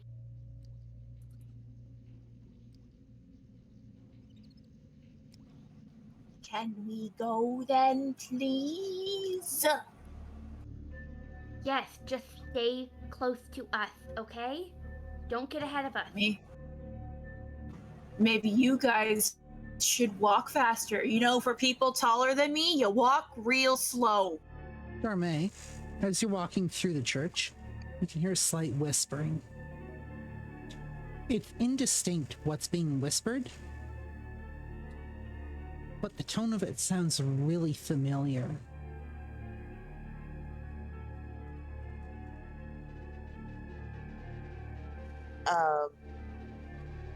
Dorme's just gonna stop in statue, just kind of tilt her head, kind of like a dog hearing a new noise for the first time. But she's really trying to like hone in on it. And so roll me wits plus awareness.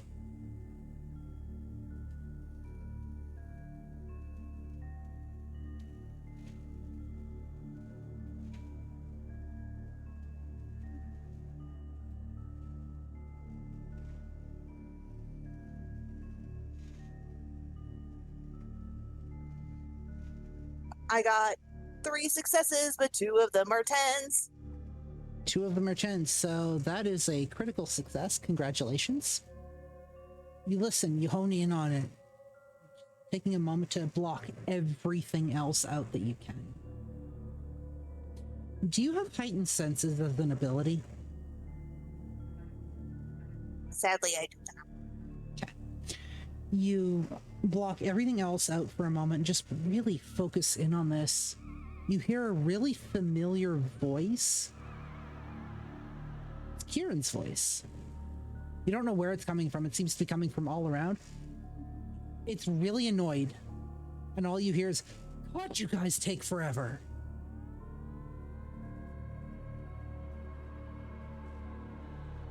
Ah, man, and I have no way to talk to him. Correct. Ah, fuck me. Something wrong, May? I hear something kind of familiar. And then she'll Familiar? just shout out. Yes. So she'll just shout.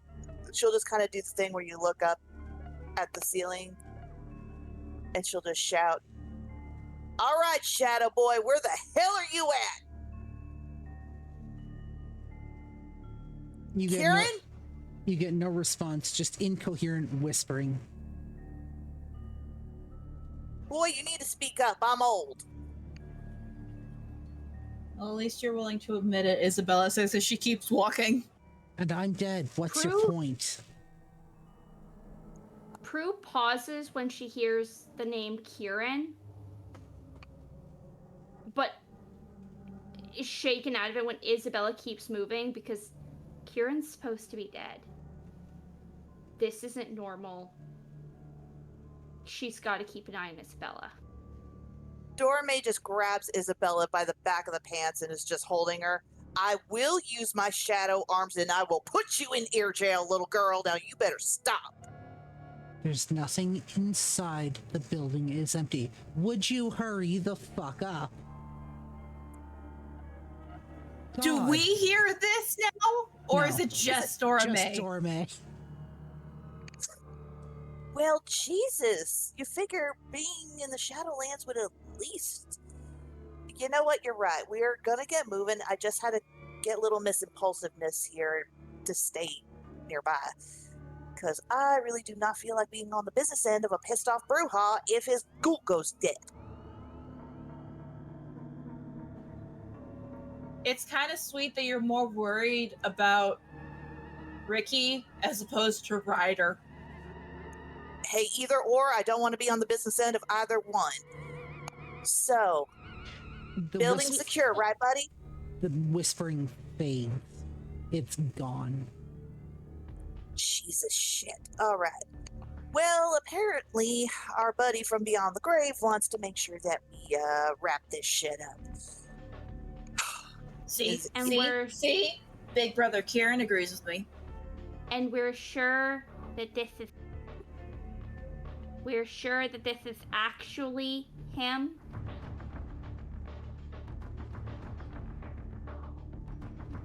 Well, it sounded like him, and it sounded just as impatient as ever, so...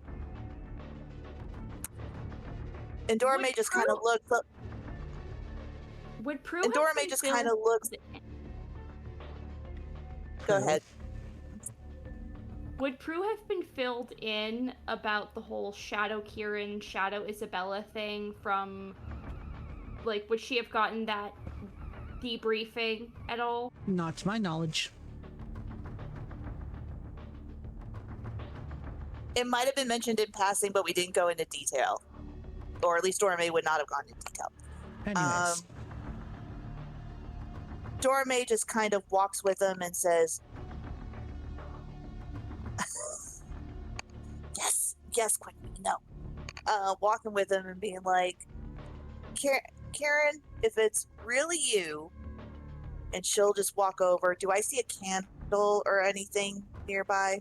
The whispering picks Like up those- again, and from literally every wall, every like square inch of air in here, all of you hear the voice, "No, it's another devilishly handsome bastard with a tentacle kink.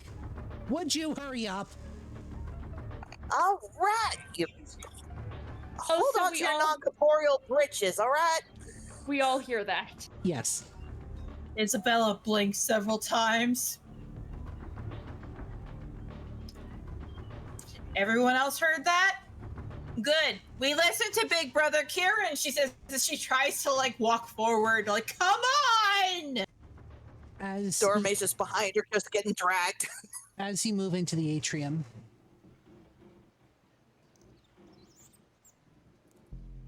you can see the holy water font sitting in front of you.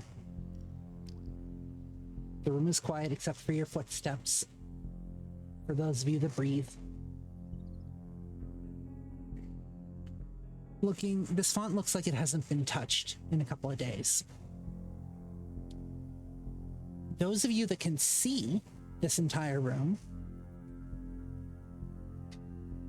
at the far end of the atrium, scrawled in blood is a rather large sigil.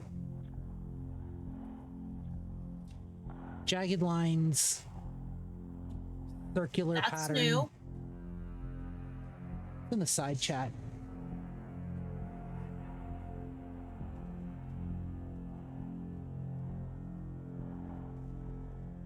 Would Dorame recognize this? You would not. I'm assuming Prue wouldn't either. Correct. Dorame's just going to take her phone out real quick and take a picture of it. The holy water font has the cover on it slightly askew. Oh, I'm really afraid I know what's going to be under here. And she goes up and removes the cover on the font. When you look in, it's just water. Okay, so they're not turning a Christian temple into a satanic one. Awesome. Okay, first of all, that's not a satanic symbol. I studied theology. I don't know what the fuck it is, though. And Dorame's gonna goes, yes, and my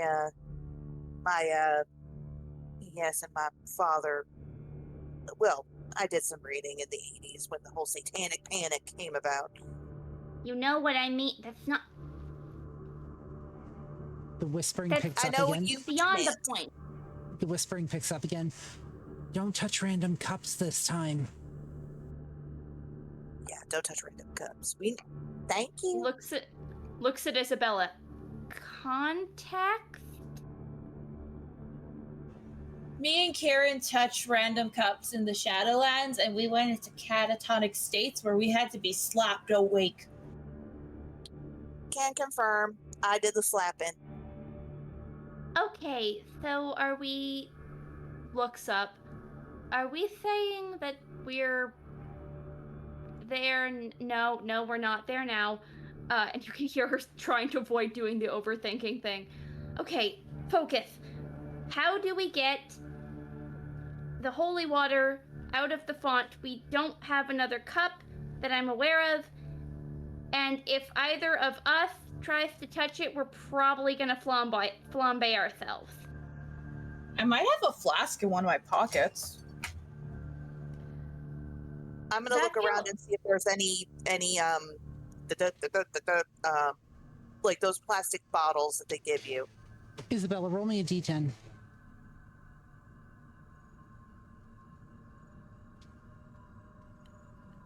So we can all hear Kieran right now. For the most part. 4.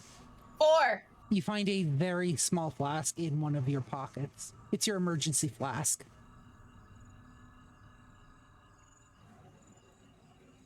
Which is... If Isabella shakes it, does she hear a sound? Nope. Bone dry. Oh, Which thank is- fuck, okay.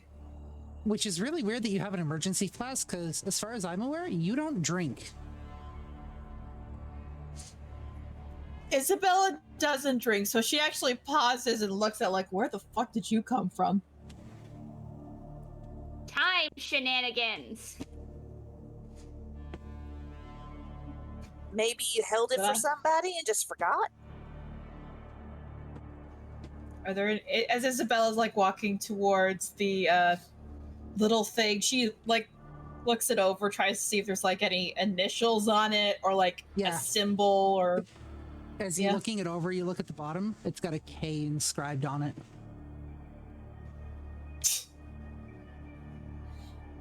Thanks, big brother Kieran. She says as she gets some holy water from the thing. You dip the flask in hot bubbles.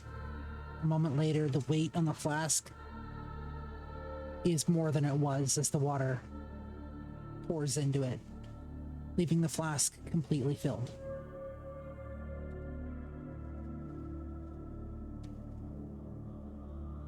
Okay, so all we gotta get is a metric fuck ton of carrots. 5 pounds of carrots. I think there's like a 24-hour grocer nearby. I went there a couple of times when we first got back to Edmonton because I was hungry. And the food here is, and the fast food places is too greasy. That's fair and ultimately bad for you in the end. Speaking of food, aside from the chocolate bars, when was the last time you ate something? Please don't tell on me to the werewolves again. They keep giving me portions that are like 3 times what they should be. Like they gave me soup in like a friggin' giant bowl, and cereal in like a giant bowl, and everything is too big. Dora May very gently places her hands on her shoulders. I will let it go as long as you promise to eat a sandwich. When we get there, we find you a sandwich, you eat it. Understood? Can we at least tell the werewolves to stop feeding me so much food? I will discuss it with the werewolves if you promise to eat a sandwich. I'll eat a sandwich, but they give me like 3 times what the recommended portion size is. Like, my God, don't they read the food guides? And the steaks are like 10 times bigger here now. It's like, I don't like it. I'll talk to Ryder, okay? Come on, let's get going before... Okay. And she looks up again before Mr. Impatient Ghost Man decides that we're moving too slow again. You can't see it, you but guys- you get the feeling that there's a middle finger being showed to you. You guys go ahead. I'll be right behind you. Okay, don't dilly-dally too long, okay? Okay. She'll just take Isabella with her arm around her shoulder and, like, lead them out. She's kind of looking up. Can you still hear me? The whispering picks up, but there's no response.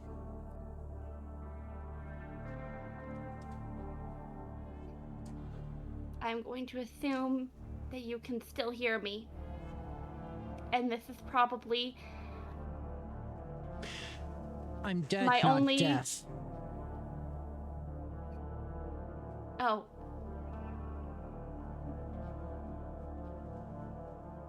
Well, I deserved that. Look, this is probably the only chance I'm gonna get to say this. Not your fault.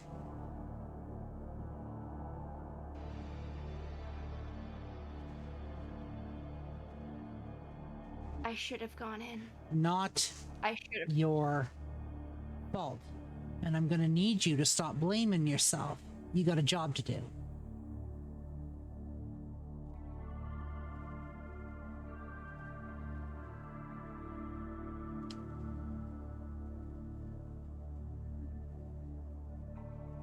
Her just nods. I don't know if this is really you, but I'm gonna trust that it is. And hopefully everyone else will forgive me soon too. She reaches into... Are you always this, like, hard on yourself? Do you always blame yourself for everything that goes wrong?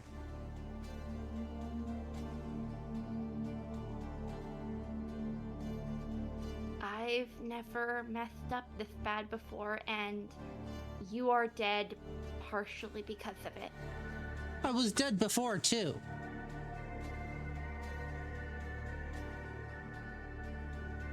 At least now I can enjoy it with my honey.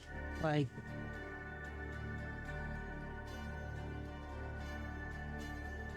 I have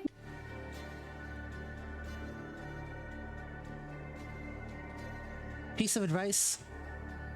Leave my murder hobo OG wife alone and focus on yourself. She's a big girl. She'll figure it out.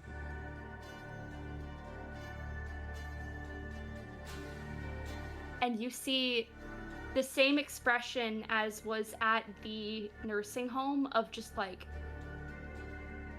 not really sure how to process it. Sort of like when she was talking to Audley in the cafeteria, and this time she's alone. She doesn't try and fight it, and the blood tears come down. Now, get out of here, kid. You got a job to do. Yes, sir. I'll make it up to you the best way I can. I'll keep them all safe. A couple of blocks from the church, as you make your way down the street, you find a very small 24-hour grocery store.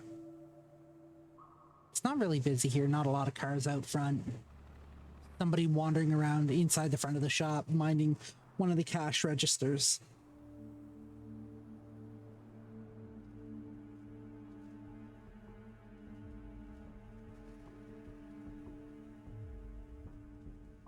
Dorme will just walk in with Isabella. I'm pretty sure this place might have a decent sandwich or two. The person at the cash register looks like he might be a college or university kid. As you walk in, he just kind of stops and stares at you as you walk in. He doesn't really say anything. The rather bright fluorescent lights from overhead chase any hope of shadow away from this place whatsoever, from the inside of this store.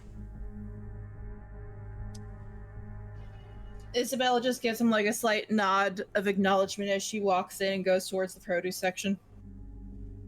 Dorme does the same.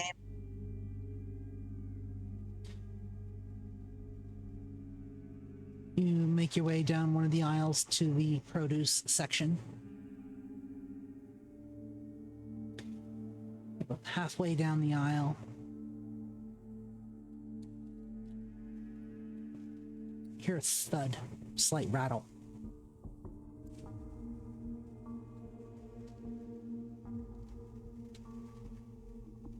I look around. Coming from behind you. Dorme will just kind of turn around. Looking at the floor, there's a box of cookies that wasn't there a moment ago. Interesting. Dorme will just very carefully like pick up the cookies. What kind of cookies? Chocolate chip, actually. Oh, nice. I guess somebody wants you to have a cookie?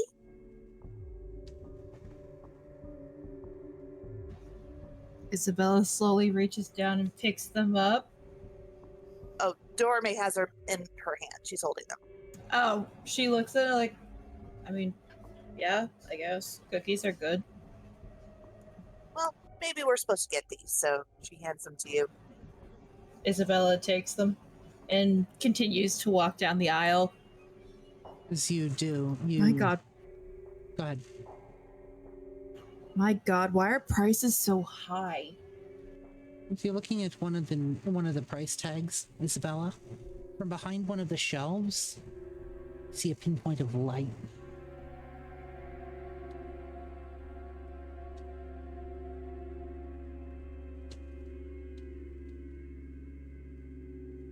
It seems almost Isabella will like... It seems almost to be moving.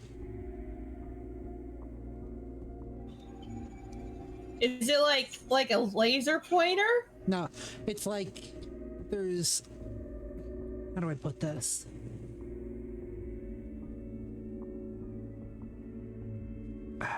It's like there's a light source or something behind the shelving unit that is almost following you up the aisle.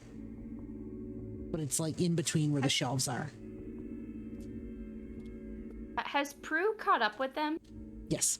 At this point, yes. Prue looks to Dorme. Maybe one of the ghosts from the hospital followed us?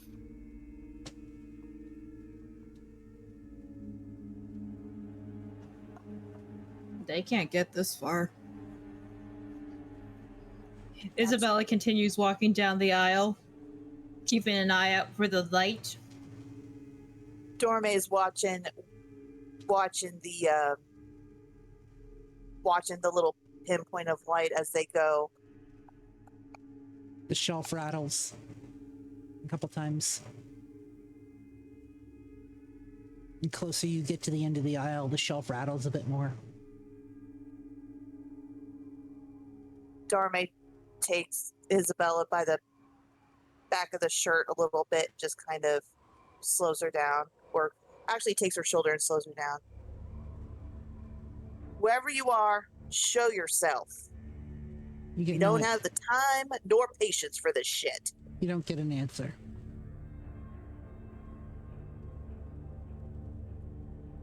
Oh, feeling shy, huh? Well, that's fine. Can we just get the carrots and go?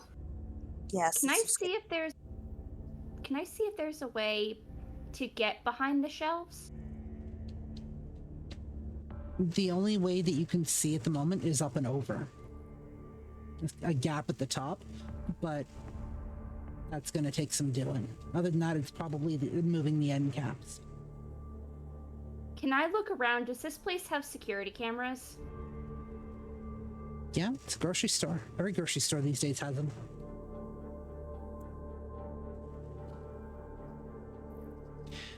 As you're looking around, wits plus awareness, please.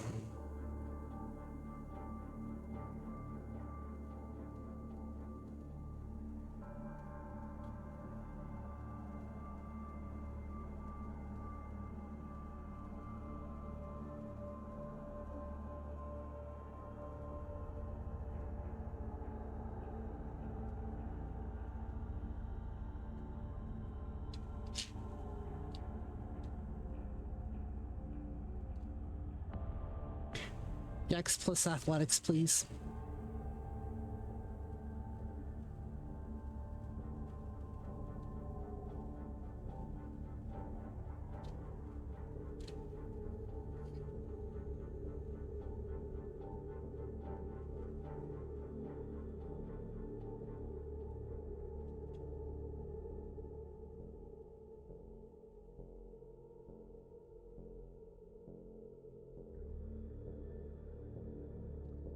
So you see it coming, but you can't get out of the way. The shelf starts to tip towards you.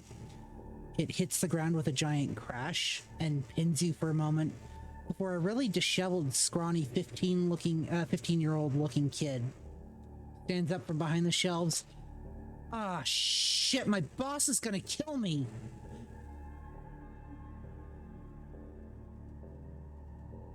Dorme will rush up, look the kid and go, "What the hell just happened?" and tries to lift the thing up to get it off of Prue. You manage to lift the shelving unit up just enough for Prue to get out from underneath. The kid looks at you. I lost this. And he holds up like a money roll in his hand. I kind of lost my balance. I'm sorry. Are you okay? I'm okay. I've had worse.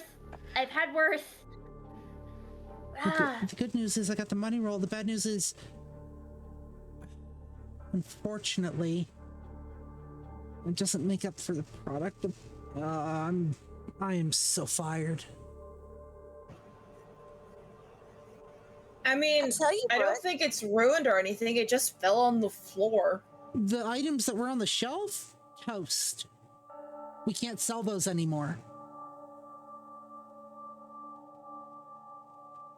You don't have like a discount shelf? We were selling them at full price.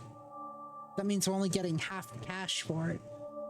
Whatever. Let the guy up front know. We'll leave a note for the morning crew. I'll start cleaning this up. I'm glad you're not hurt, but if you excuse me, I apparently have a lot of work ahead of me for the rest of the night, so I need to get started with that. Sure, if you could just point us to where carrots are. That's great. The scrawny kid points to one of the back walls with a vegetable mister shelf. Mascot. The vegetable mister. There's actually there's actually carrots sitting in it. Ah, perfect. She'll grab the carrots.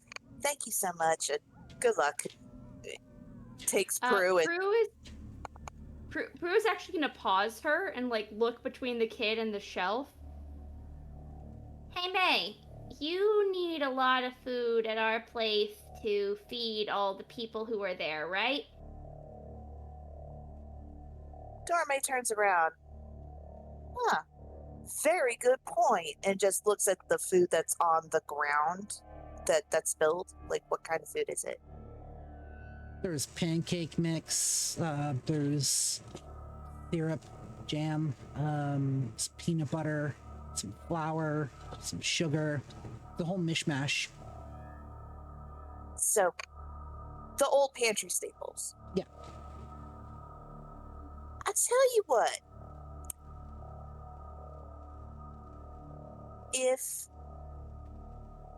How about if you guys wouldn't mind doing us a solid, I'll go ahead and just buy all this if it makes life easier for you. He looks up at you for a moment, really confused.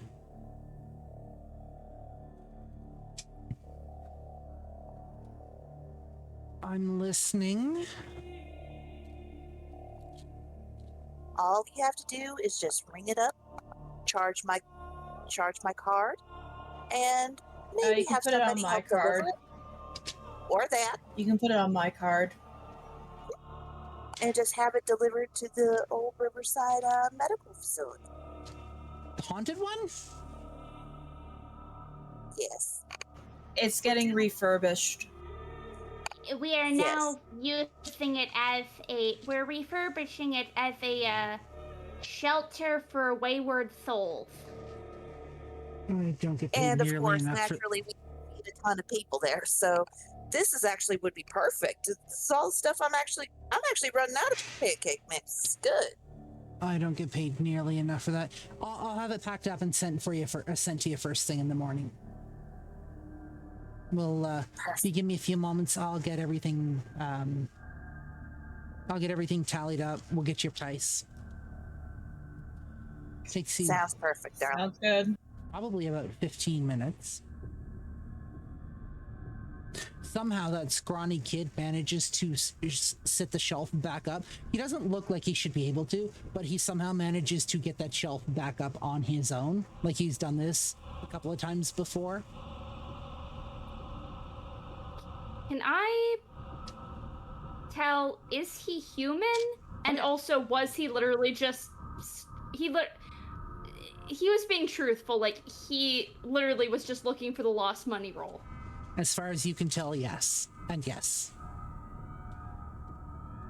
Takes you about 15 minutes, but he eventually comes up to the front with the list, hands it to the guy at the cash. The guy at the cash looks at him. You have no idea how lucky you are. The scrawny kid says nothing and then ever so slowly disappears into the back. A moment later, you're rung up, payments are made, you walk out of the store with an assurance that the food will be delivered first thing in the morning. And that's where But we can just take the 5 pounds of carrots down. and that's where we're going to end session tonight.